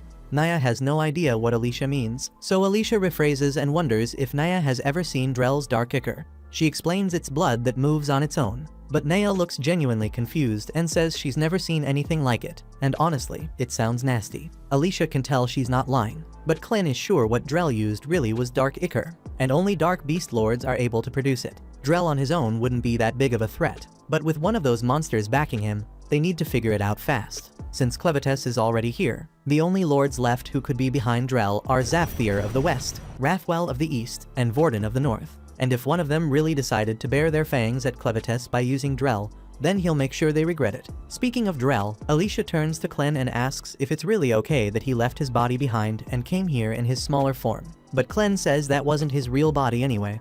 It works better if whoever is helping Drell thinks Clevetess is trapped, since that gives him the edge to corner his foe. At that moment, Naya, who's been trying to get their attention for a while, cuts in and asks if they're finally done, because she wants to leave. Sure, she's helpless without metal to work with, but she still has the metal from her gauntlets, so she can't control it while it's pressed against her skin. But since her arms are so thin, with some effort she slips a hand free. Then she tosses the gauntlets into the air, hooks her handbag over them, and uses that to fly off. Clem and Alicia didn't expect that at all, so they just watch as Naya floats away. Right then, while she's flying, Naya spots Nelleru and Luna in a cart headed toward Alicia and Clem, and she notices the wheels carry metal. So she decides to seize the chance since Drell will chew her out if she comes back empty-handed. She drops onto the roof and says she'll be taking them to Hydrat. Then she snaps her gauntlets and knocks the brothers out. And after that she hauls the whole carriage into the air to snatch Nelleru and Luna. However, just when she figures she got away clean, she realizes Clem is somehow sitting beside her, and he tells her to pick up the pace because there isn't much time to waste. Alicia sets her sword to Naya's neck and explains the cart was prepared for this exact purpose, so forcing Naya to give them a ride to Hydrat works perfectly. Since the blade is pure Haiden metal, Naya cannot manipulate it, so she does the smart thing and surrenders, agreeing to carry the group to Hydrat without a fight. Down on the ground, the brothers are relieved when they realize Clem and Alicia made it onto the carriage safely, so they start waving goodbye and yell that Alicia is always welcome to come back. The rest of the townsfolk say the same thing as the cart soars overhead, and Alicia feels glad she managed to leave such a positive impact on their lives, since it makes her feel like a badass hero. Clem teases her for the smug expression on her face, and Alicia says she earned at least that much since she did manage to save the town. But Clem reminds her she only pulled it off with his help. Nelleru does not follow every detail, yet she says Alicia was extremely heroic, and it hits her as a real shock when she learns Luna is the Prince of Haiden. She says she wants to know whether it is truly alright for her to hold him so casually, since someone in her position is usually not allowed to touch a royal. But Clem says that is a dumb rule, and he adds that Nelleru holds a special role, and has been invaluable in keeping Luna alive. She is also several times stronger than any regular human now, so if anyone ever tries telling her she is worthless, she should crush them. Alicia steps in and clarifies that Nelleru cannot go around crushing people, but Clem says that is how he has always dealt with those damn haters, so he does not see a problem with it. Not long after, the group reaches a stretch of mountains, and on the other side sits the capital of Hydrat. Clem leans toward Alicia and tells her she'd better be ready for what's waiting. Since he can't show himself, he won't be stepping in, and if Drell discovers the dark ichor inside her, her recovery is going to be cut short. Even with all that, Alicia answers that she's ready to face him and take revenge for her father. So Naya guides the cart over the peaks, and once the city comes into view, the smoke and chaos make it clear the place is already under attack. Drell has to be somewhere close, and Alicia finally spots him standing bold on top of the castle wall. She doesn't waste a breath, she grabs Naya's arm and forces her to drive the cart straight at him. Right then on the castle walls, Princess Tala rallies the knights who carry enchanted blades, telling them their swords come close to rivaling Drell's regalia. So if anyone has a shot at slowing him down, it's them. Still, you can feel in your gut, these poor bastards don't stand a chance. They charge in hard trying to surround him, but Drell doesn't even twitch. He just watches them with that cold look and mutters that they're nothing but a nuisance. At that moment, the knights know damn well they're done for. But loyalty to the kingdom keeps them charging anyway, throwing their lives away just to buy time for the archer squad to line up a shot. Even with the cleanest angle, the archers choke, and Drell twists his form into a blade to slip right past the volley. Tala and the others are left shaken, struggling to believe what they saw, since Drell just shifted into a weapon in the middle of combat, and none of them know what that means. The shield bearers step in to hold him back, but they're blown off their feet instantly, and Drell grips Tala by the throat. He sneers at her effort to protect Haiden, then tells her she'll never sit on the throne. Tala already knows that she has no royal blood, and only the strongest heir has the right to claim the crown. If every successor falls, the title passes to the nearest relative, but Drell makes it clear he's ending that tradition here and now. Tala can't promise she'll make it out alive, yet she's sure one clean swing from the hammer will be enough to shatter Drell's regalia, so she needs a distraction to buy herself a sliver of time. Right then, Alicia comes crashing down from the flying carriage, and it throws Tala for a damn loop, so she takes the opening and brings the hammer down toward Drell's sword. At the same time, Clem and Nelleru watch from a distance, and Nelleru worries about whether Alicia can hold her own against Drell, while Clem says it doesn't really matter whether she wins or loses, since the whole point is keeping him busy. Drell and whoever backs him are after the Forge of Haiden, so Clem wants to reach it first. And that is why he brought Luna, since only royal blood can lift the seal. Clem already knows the forge's location, so he leads Nelleru to a section of the castle wall and tells her the forge sits on the far side. He could smash through in a heartbeat, but he needs to stay out of sight here, so he tells Nelleru to handle it instead. Nelleru pauses and checks whether he truly wants her to do it, since the wall looks solid as a rock. But Clann explains that when he healed her, he packed the strength of a troll into those thin arms, so her power should be several times greater than even the toughest troll. Nelleru decides to trust him and gives the stone a cautious push, and to her surprise the block rockets off its base with way more force than she expected. It sails clean over to the other side and slams down right where the guards assigned to protect the forge are stationed. For some reason she feels her kill count rise a little, while Clann tells her she's imagining things and urges her to move, since they don't have much time. Meanwhile, at the forge entrance, Fabio and a handful of guards manage to survive Nelleru's accidental hit. But before they can process what just happened, Clann pulls them into the shadows and neutralizes the area. And once he reaches the doorway, he carefully presses Luna's hand to the seal so it unlocks. After some time, Gart swoops down to check on the strange bubbles holding Clevetess's body. He's convinced that Clevetess should have been able to break free from something like this already, so it makes no sense why he's still stuck inside. Gart gives the bubble a hard kick to see if it'll break, but the thing is tough as steel, and he realizes there's no way he has the strength to shatter it. Right then, Rhodey comes around the corner and introduces himself. He noticed Gart descend from the sky and figures that must be his magic ability, so he wants to ask for a favor. He explains that he needs Gart to fly him to the capital of Haydn because by now Drell and his army have surely launched their assault, and he has to put a stop to it. Gart was about to brush him off, but he recalls watching the battle earlier and clearly remembers Rhodey getting his ass kicked by Drell. So he wonders why Rhodey is looking for another fight now. Rhodey admits he probably doesn't stand a chance, but somebody has to stop Drell before he seizes the Forge of Haydn. If Drell gets his hands on that treasure and fuses it with his magic, the entire land will be hit with a catastrophic disaster. Hearing the word magic jogs Gart's memory of what Zafthir told him before this mission.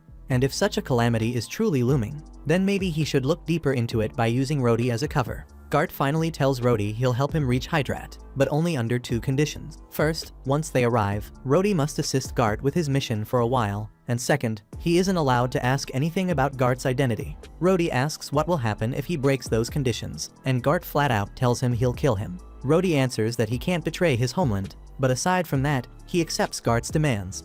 Gart then spreads his wings wide and tells him to grab on if he doesn't want to be left behind. So Rhodey latches onto Gart's ankle, and together they head toward Hydrat.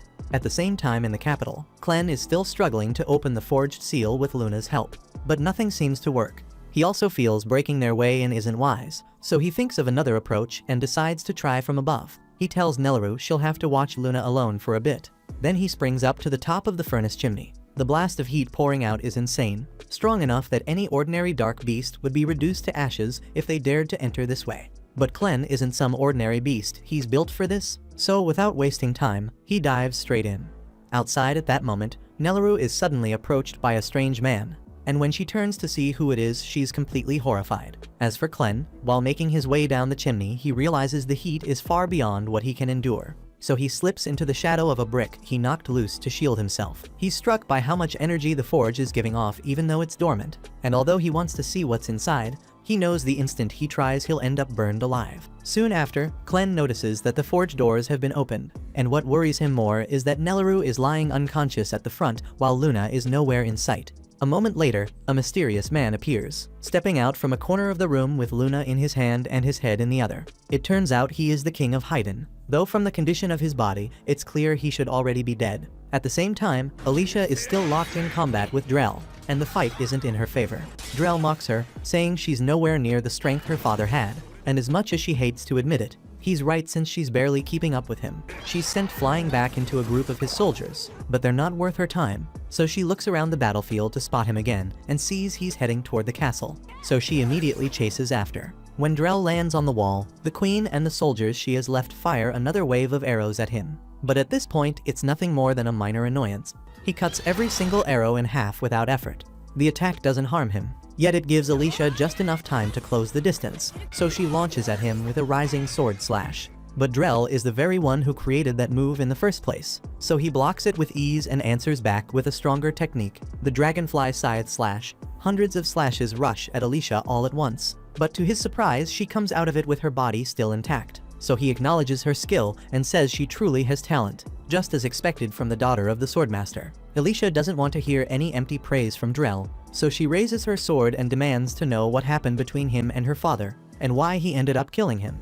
Drell answers that her father Margot had once been his friend, that they trained in the same sword school, and also competed against each other for the right to become a hero. Alicia is stunned because this is the first time she's ever heard about it, and Drell is just as surprised that she doesn't know the story. So he puts his sword away and says he'll tell her everything about how he gained the name Drell the Dragon Slayer and how her father abandoned the path of a hero. 25 years ago, Drell and Margot faced one another in a tournament to decide who would wield the very first regalia weapon that the King of Hyden had forged at the time. Back then, they were still close friends, so as the match began, they both promised to fight at their full strength. By the end of that duel, Margot came out on top, and even though Drell was crushed at losing the chance to become a hero, he kept his composure and congratulated Margot for the win. Once Margot was declared champion, he was formally given the title of Swordmaster along with the regalia. The king told him that once he accepted the blade, he had to live as a hero, fighting dark beasts and defending humanity. Margot agreed to the duty, so the king handed him the regalia,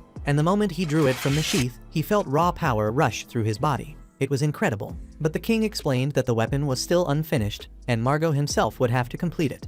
When Margot asked what that meant, the king clarified that every regalia carries a soul, and the first being slain by that blade becomes the soul trapped inside it, so he should choose that first kill carefully. Sometime later, Margot and Drell met at a nearby tavern to talk about what came next. Margot said he was planning to gather an expedition team for his first mission, so they could deal with weaker threats along the way, since it would be terrible if something like a dark beast bug ended up as the blade's first kill. Then, speaking of that first kill, he told Drell he was considering hunting one of the northern dragons. The moment Drell heard those words, he jumped up in alarm and warned Margot not to even think about doing something that reckless. He understood why Margot wanted a powerful darkness sealed inside his regalia, but the northern dragons were known to serve the dark beast Lord Vorden, and picking a fight with one of them at that time was nothing short of a death sentence. On top of that, the dragons lived deep in the snowy mountains, and there was no way Margot could survive terrain like that while wielding an incomplete regalia. Still, Margot insisted it was the only path open to him if he ever hoped to challenge a dark beast lord. Drell was already doubtful that Margot could stand against a regular dragon, but aiming for a dark beast lord was insanity. The old tales always spoke of heroes eventually defeating the Lords of Darkness, but Drell had never believed them. Even so, he knew better than anyone that Margot was the strongest swordsman alive, so if anyone had a chance of doing it, it would be him. Margot stood up and told Drell they had to start preparing for the expedition. He was fully confident that together they could bring down a dragon, but once they set out, the reality was far harsher than he expected. The icy mountains were brutal, and although they managed to spot a dragon fairly quickly, it also spotted them. It turned on them instantly and spewed a stream of burning stomach acid. That single attack wiped out the entire expedition force, leaving only Margot and Drell standing. Drell urged Margot to retreat since the two of them had almost no chance of winning, but running wasn't really possible either because the dragon would just chase them down. Their only shot was to strike it head-on and kill it before it killed them. Though that was easier said than done with the beast soaring above and using the skies to stay beyond their reach. They had to act fast, so Margot came up with a plan. He told Drell to launch him with the Rising Dragon technique. It was a gamble, but the only way he'd get close enough. Drell agreed and charged forward, striking Margot with the Rising Dragon Slash. The move worked exactly as intended, sending Margot flying high into the air, and once he rose above the dragon's body, he swung down hard and shredded its wings to pieces. Not long after, the dragon crashes into the ground, and now it's finally Margot's chance to finish the fight. Drell can do nothing but watch from the side in awe as he sees the incredible skill Margot is showing against the beast. Even stripped of its wings, the dragon is still savage, yet Margot pushes harder, his swings becoming sharper and more precise with every strike, making Drell start to believe that he might actually be able to kill it. But that's when disaster struck. Margot was ready to deliver the last blow, and it looked like a certain victory. But mid-step, one of his feet caught on a rock for just a moment, and that brief slip was all the dragon needed. It instantly lashed its claws and tore Margot's foot clean off, crushing his chances of winning or ever becoming a hero. At that moment, Margot realized this was the end for him, so in his final second, he threw his sword toward Drell and shouted at him to finish the job. Right before the dragon stomped him into silence, Drell barely had time to think about what had just happened, but he knew what had to be done, so he grabbed the regalia and rushed straight at the weakened dragon. With all the damage Margot had already inflicted, Drell was able to slice the dragon's head off, and he could hardly believe what he had done. He turned back toward Margot, ready to tell him that the dragon was defeated.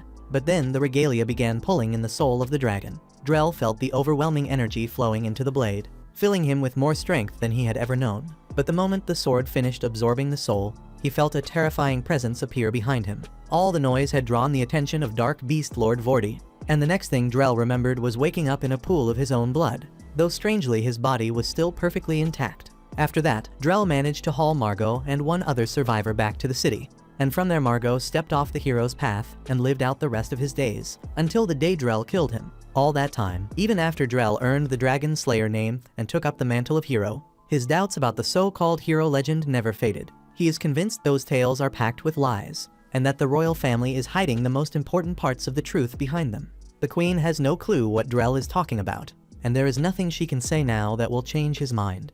Alicia asks Drell whether the missing piece in those legends is magic, and Drell confirms it. He says the voices in his head have been telling him the same thing ever since the day he encountered Vorden, and he knows exactly what he needs to do. Drell uses necromancy magic to call up an undead dragon skeleton, knocks Alicia from the wall with it, then takes off on the skeleton's back so he can claim the forge. Down on the ground, Alicia survives the fall, but her arm and leg are in terrible shape, so she uses the dark ichor to repair them, and it still hurts so damn much. She tries to reach Clem through their mental link to warn him that Drell is on his way to the forge, but Clem tells her to stay quiet because something interesting is happening right in front of him. The king of Hyden is about to throw his grandson into the forge for some reason, and it looks like the king has really lost his head this time.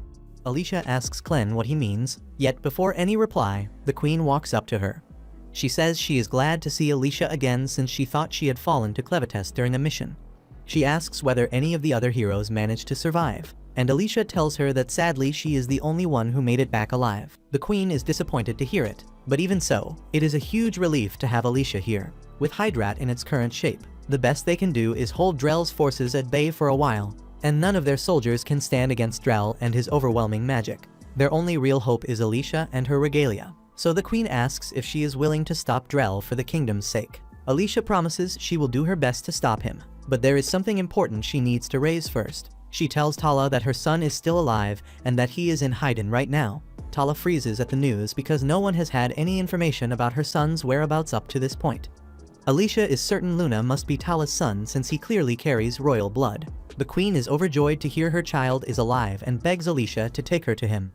Alicia says it is too dangerous for the queen to come along since there is no telling how bad the situation might be over there. She promises to bring Luna back so Tala can see him, but that is not good enough for her. She may be the queen, but she is also Luna's mother, and if he is in danger she cannot sit still and wait. Alicia understands how Tala feels, so she agrees to bring her along. But meanwhile in the forge, the beheaded body of the king is preparing to make a sacrifice to the forge. Clem watches at first to see where this is headed, but once it becomes clear the king intends to throw Luna in, Clem grabs his arm to stop him. He asks whether this is how a grandparent should treat a grandson, and the king admits he knows how twisted this is. He does not want to go through with it, yet he is not in control of his body right now. The will of the forge is directing his actions, and throwing Luna in is part of the process of making him the next king. For generations, anyone set to become king has been thrown into the forge and burned to ash, and moments later the forge resurrects them with a new body, making them unable to disobey its will. Usually, after the naming rite, the child destined to be king normally has their name etched into the forge, and once that mark is set the forge inevitably drives the child to jump in.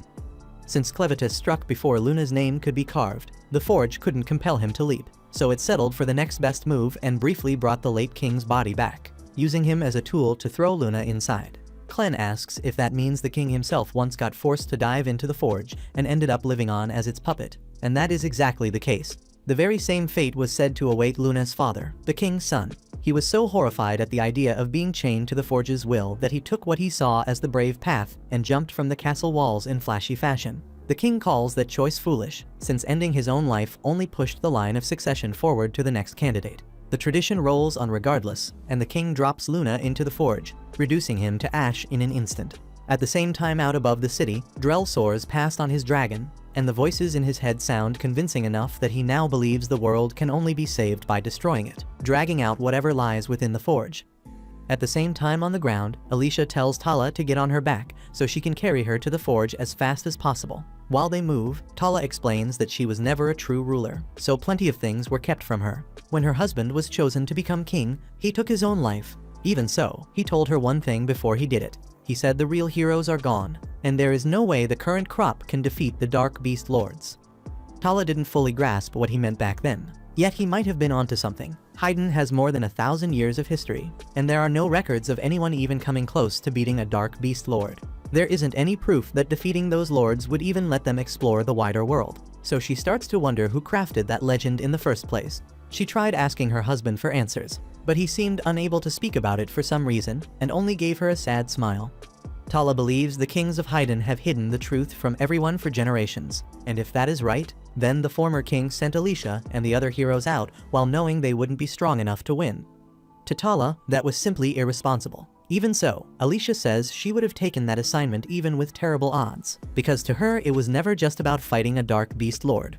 It was about meeting an impossible trial head-on with a hero's optimism, and that is how she intends to keep living until she can break the vicious cycle driving all of this.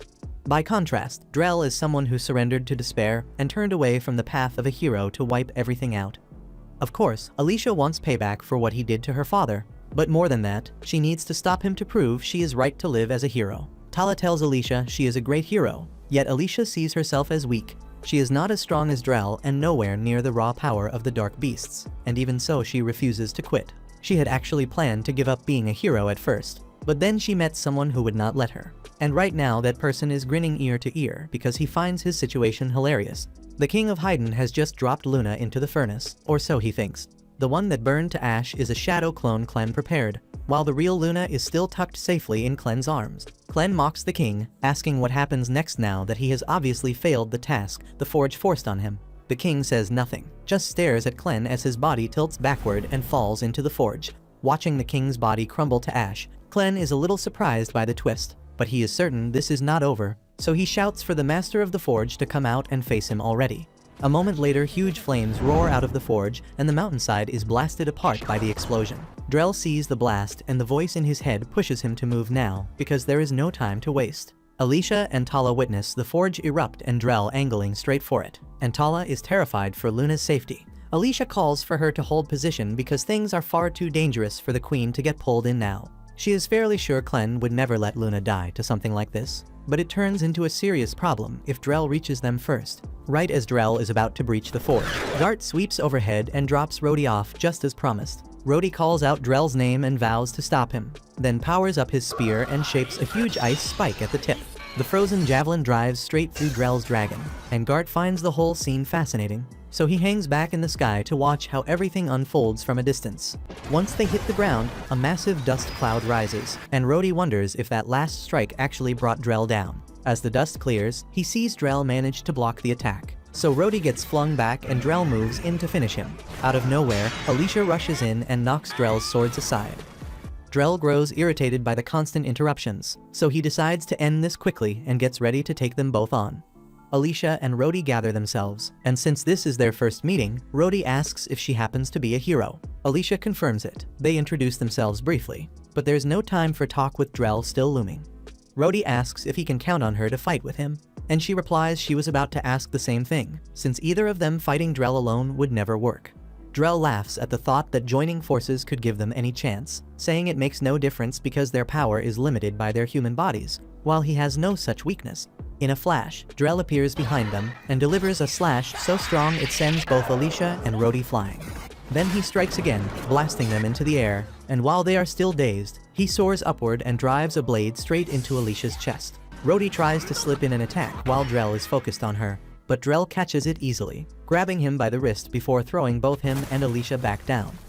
Then Drell hovers above, glaring down in mockery, before diving to finish the fight. The two scramble to come up with a plan, and Alicia tells Rhodey to use his ice javelin once more. Rhodey doesn't understand the reason but trusts her, so he raises his spear and summons another javelin of ice. As expected, Drell dodges it with no effort and feels insulted that Rhodey would attempt something so obvious.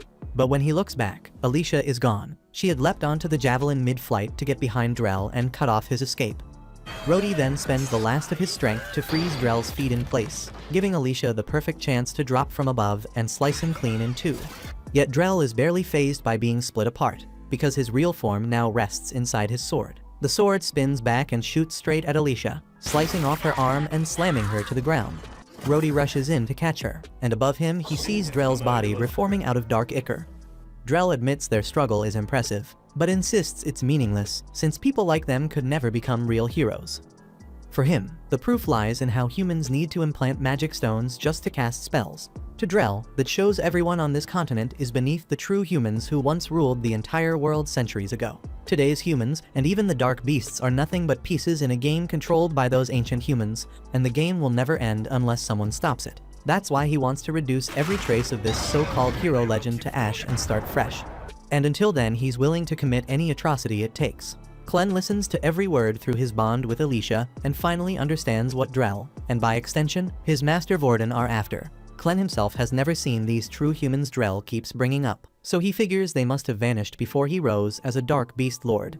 Which means this book has to be one of the last fragments of the true human legend. The moment the book shows up, the forge disappears, and Clem realizes it was nothing more than that book pushing the kings of Hyden to take their own lives. It can even bring them back as puppets to serve its goal. He starts to wonder if everything so far traces back to this book controlling the royal line of Hyden, from Alicia and the other heroes striking the southern beast forest to the human kingdom going to war, and even Clem's own urge to exterminate humanity. All of it looks like the book's plot to lead him right here. Clem laughs at the ridiculousness of it all, and at himself for being manipulated so easily despite being a dark beast lord. Since he never inherited the memories of the previous lord, there's plenty he doesn't know, but it makes sense his very role was created to fight against those hidden true humans Drell spoke of. If that's the case, then everything he believed about this world was wrong. Thinking about it now, he questions why he even cared about this human runt in the first place. Then he sets Luna down and walks away, no longer interested in wiping out mankind or even dealing with them at all. He lets the book of Toe drop to the floor and turns to leave. But Alicia has heard every word through their link and calls the whole speech complete crap. Clem is thrown for a second, hearing her voice again, since he honestly never believed she would last this long against Drell. Her current state is rough, and he can tell, still that is not the point she wants to make right now. She presses him on whether he truly thinks it is fine to walk away after everything he set in motion, and he answers that he finally understands what Drell and Vorden are chasing, so he has no reason to stand in their way. If they intend to scour the world clean of anything tied to the heroes, that stays outside his concerns, and whatever happens to fragile humans as a consequence is not his problem. He tells Alicia that if she wants to live, she should drop the mantle of hero and let the tide carry things where it will. She was never negotiating for her own life. Then she asks whether he can honestly call the world meaningless after looking into Luna's eyes. She says true humanity, true heroes, and every line of that prophecy mean nothing to her. Those so-called true humans in the legend, she does not even know what they were anymore. And if they are gone now, if they could not hack it in this world, then nothing grants them the authority to brand themselves a superior species. That hits and Clem feels it. Then he pivots and looks back at Luna, sees the kid bawling while forcing himself upright. He wobbles and drops the first time, tries again, and after a handful of shaky attempts Luna plants a foot and takes his first step. Watching that small stubborn motion reminds Clem that humanity still has room to learn and to grow from what came before.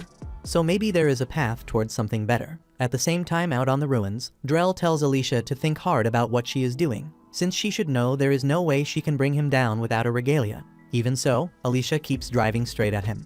Drell calls this the end of the road and lines up to carve her to pieces, and in that last breath he gets blasted aside by a stone block hurled by Nelleru, which buys just enough space for Alicia to sprint toward her regalia. As soon as Drell breaks past the block he shoots straight at her, and Alicia slides under him. The moment she gets close to her regalia, she uses her dark ichor to pull her severed hand back to her. Seeing that rattles Drell for a heartbeat when he realizes the same dark ichor runs in her veins, and that brief hesitation gives her the opening to drive a rising dragon strike into him. Everyone on the ground looks up in awe at the move Alicia just threw down, and then Rhodey notices that Drell actually caught the blow on his sword, so he is still fine. Right after that, during the clash, he slices Alicia across the chest. Her body whips backward, and she starts falling. Drell mocks her and says a fake hero with no drive never stood a chance against him. Mid-fall, she fires back that he is the one who lacks real ambition. He was so sure the hero legend had to be false just because he felt weaker than the Dark Beast Lords, and he never stopped to consider that it might have been a straight-up skill problem. Hearing Alicia call him a weakling lights Drell's fuse, and he charges at her blind with rage. Alicia stays steady and tells him he might want to get his eyes checked, because when she struck earlier, she was not aiming for his body. Her real target was the blade. Drell ignores the warning, lifts that sword for the final cut, and right then it shatters in his hands. He cannot believe it since breaking a regalia should be impossible. Alicia says she is not even sure how she managed to damage it either. But every time their blades met, she heard tiny screams from inside his sword, so she knew it could be broken. Tala hears that and remembers she slammed Drell's sword with the hammer of Hyden earlier in the fight. It did not destroy it in one swing. Still, it must have done serious harm. Alicia is still dropping, so Nelaru sprints in and catches her before she hits the ground, and she looks like she will be alright. The same cannot be said for Drell. His entire body is dark ichor now, and with his regalia ruined, Vorden has clearly lost faith in him, so what follows turns ugly fast. All at once, the dark ichor tears out of Drell as his flesh breaks down, a clear sign that Vorden no longer intends to back him and is pulling that power back even if it costs Drell his life. He screams in pain while his body comes apart piece by piece and pleads with Vorden not to abandon him, says he has not wiped out the hero legend yet. But it is far too late. In his last moments, Drell runs through everything he has done, and deep down he admits the reason he raged against the prophecy was that it fed Margot false hope and marched him toward ruin. That is why he cut the deal with Vorden, trading for his and Margot's survival. Looking at himself now, he wonders why he pushed it this far. Before long, his body unravels completely, leaving only a cloud of dark ichor mist and his shattered regalia behind. Even so, with Drell gone, Alicia still worries Vorden might try something, and she knows she would not be able to stop him. Right then, Clenn appears and tells her there is no need to fret, since Vorden is not the sort of beast who handles matters like this in person. As for the dark ichor, it has no real force without a host, so it will drift back to Vorden sooner or later. Alicia feels the weight lift, and she is also glad to see Clenn chose to keep Luna close after all. Moments later, Tala walks up, overwhelmed with joy at seeing her son for the first time in weeks. She drops everything and sprints to scoop him up, but Clenn tells her to hold right where she is. Alicia starts to worry he will refuse to return the child, yet that is not what he intends. He says it is fitting for a future king to return to his mother under his own power, then sets Luna on the ground and tells him to walk to her. Tala is amazed to see her little boy on his own 2 feet, and tears roll as he makes his way into her arms. The reunion is tender, and Alicia cannot help noting the irony, since Clenn is the one who wrecked the city and pretty much carried Luna off in the first place. Moments later, the grind of the fight catches up with Alicia, so she drops to the grass to rest. Rhodey and Nelaru hurry over, worried her wounds might be fatal, but she tells them there is nothing to fear. Injuries of this sort will not finish her, so instead of fussing over her, she wants Rhodey to head down and tell the troops that Drell has fallen. Rhodey nods, snatches up Drell's broken regalia, and rushes down the slope to spread the news. Clenn watches Rhodey sprint off and for once, feels oddly satisfied with how things wrapped up. Even so, he keeps the Book of Toe in hand and plans to hold on to it until he can figure out what it really is. Right then, one of Vorden's avatars forms behind him and hisses that he will regret this, since the legend of Toe will soon come to pass. Clenn has no idea what that even means, and he sure does not want Vorden to be the one to explain it. So he snaps his shadows forward and cuts the familiar down. That closes this chapter. Yet the story is nowhere near finished, since Clenn still has a lot left to learn about humans. Rhodey marches onto the field and raises his voice so every line can hear that Drell has fallen to the hero Alicia. As proof, he lifts Drell's shattered regalia high for all to see. The moment the soldiers under Drell grasp that their commander is truly dead, the will to keep fighting drains out of them, because they know they cannot win. The host starts pulling back in disorder, and Rhodey, not wanting more blood spilled, orders his men to stand down and let the enemy withdraw without pursuit. The news rolls across the battlefield in waves, and even fighters locked in close combat halt the instant the message reaches them, blades sliding into sheaths as the shouting fades. As for Naya, she has been sprawled in a haystack the whole time, and now that the war has ended she has no idea what to do next. Over on a distant rise, Guard has watched the entire fight from afar, and with nothing left to observe he turns away and lifts into the air to deliver his report. At the same time by the lake, the kingdom's high priest stands before the blood sphere holding Clevites, and one of his guards reaches toward the surface. The priest yanks the man's hand back and says he cannot just lay a finger on a thing like that. Whatever is inside is still alive, and for reasons of its own, it is choosing not to emerge, and the priest intends to keep it that way. He orders a tight cordon, no one gets close, not even to sneak a look. Back in the ruins of Haydn, Alicia, Nelaru, and Clenn wait inside one of the houses left standing. Nelaru finishes wrapping bandages around Alicia's body. She does not really need them, since Clenn already healed her, yet showing up without a mark after a deadly fight with Drell would raise questions they do not want to answer. Even so, with the wounds closed, the hurt from those blows still lingers and gnaws at her, a deep ache that makes it hard to keep her thoughts straight while she lies there and works to steady her breathing. Clenn tells Alicia he had to seal a fatal wound in an instant to keep her alive, so pain is inevitable. On top of that, he let a little blood flow so no one would catch on about the dark ichor. He plans to keep that buried as long as possible, so he asks Nelaru to keep her mouth shut about it and treat it as classified. Alicia asks whether he believes what Drell said about a race of true humans being the only ones who could become true heroes. Clem says he has no idea. What he does know is that the name Toe sits at the heart of the legend, and the book has been steering Hyden's kings for generations, so the original secret has to be locked inside. Locked is literal here. When the book spawned, it came with a key. He tried to open it to see what was written, only to find the key did nothing. The sensible conclusion is that the key he holds matches a sister volume somewhere else in the world. Where that copy rests and how many copies exist remain complete unknowns. Right then, a knock lands on the door, and they are told the queen wishes to see them, so they head to the castle. Most of it lies in ruin after Clevetess's strike, but the throne room still stands, so everyone gathers there. She thanks them for coming and says they already know why she called. First, she offers heartfelt gratitude, because without their help, Hyden would have been wiped clean off the map. Even so, Nelleru looks rattled, and out of nowhere she starts apologizing to Tala. Tala blinks at the sudden apology and asks what is going on, so Clem says there is nothing to fear. No matter what anyone tells her, Nelleru cannot stop crying and keeps calling herself unworthy to feed the future king. Tala steps in close and tells Nelleru she would never see her as unworthy. To Tala, Nelleru is a savior. The whole time Luna was missing, Tala's biggest fear was that he would go hungry without his mother there to feed him. Finding out Nelleru cared for him in her place left her deeply relieved, and Nelleru says hearing that from Tala is an honor she will never forget. Then she adds in a dead serious tone that even her milk tanks are at his service whenever he wants. From there, the queen tells everyone to ask for whatever they want. Land, money, a title, or even tickets to a Nicki Minaj concert if that's their thing. Alicia actually gives the idea of a title some real thought, since the sound of it carries weight. Clan already knows his request. He says he wants to remain here in the castle and serve as Luna's magic instructor. And with that, we have reached the end of the first season. Hope you guys enjoyed it. I will catch you in season 2. Do not forget to drop a like, hit that subscribe, and smack the bell so you do not miss what is coming next.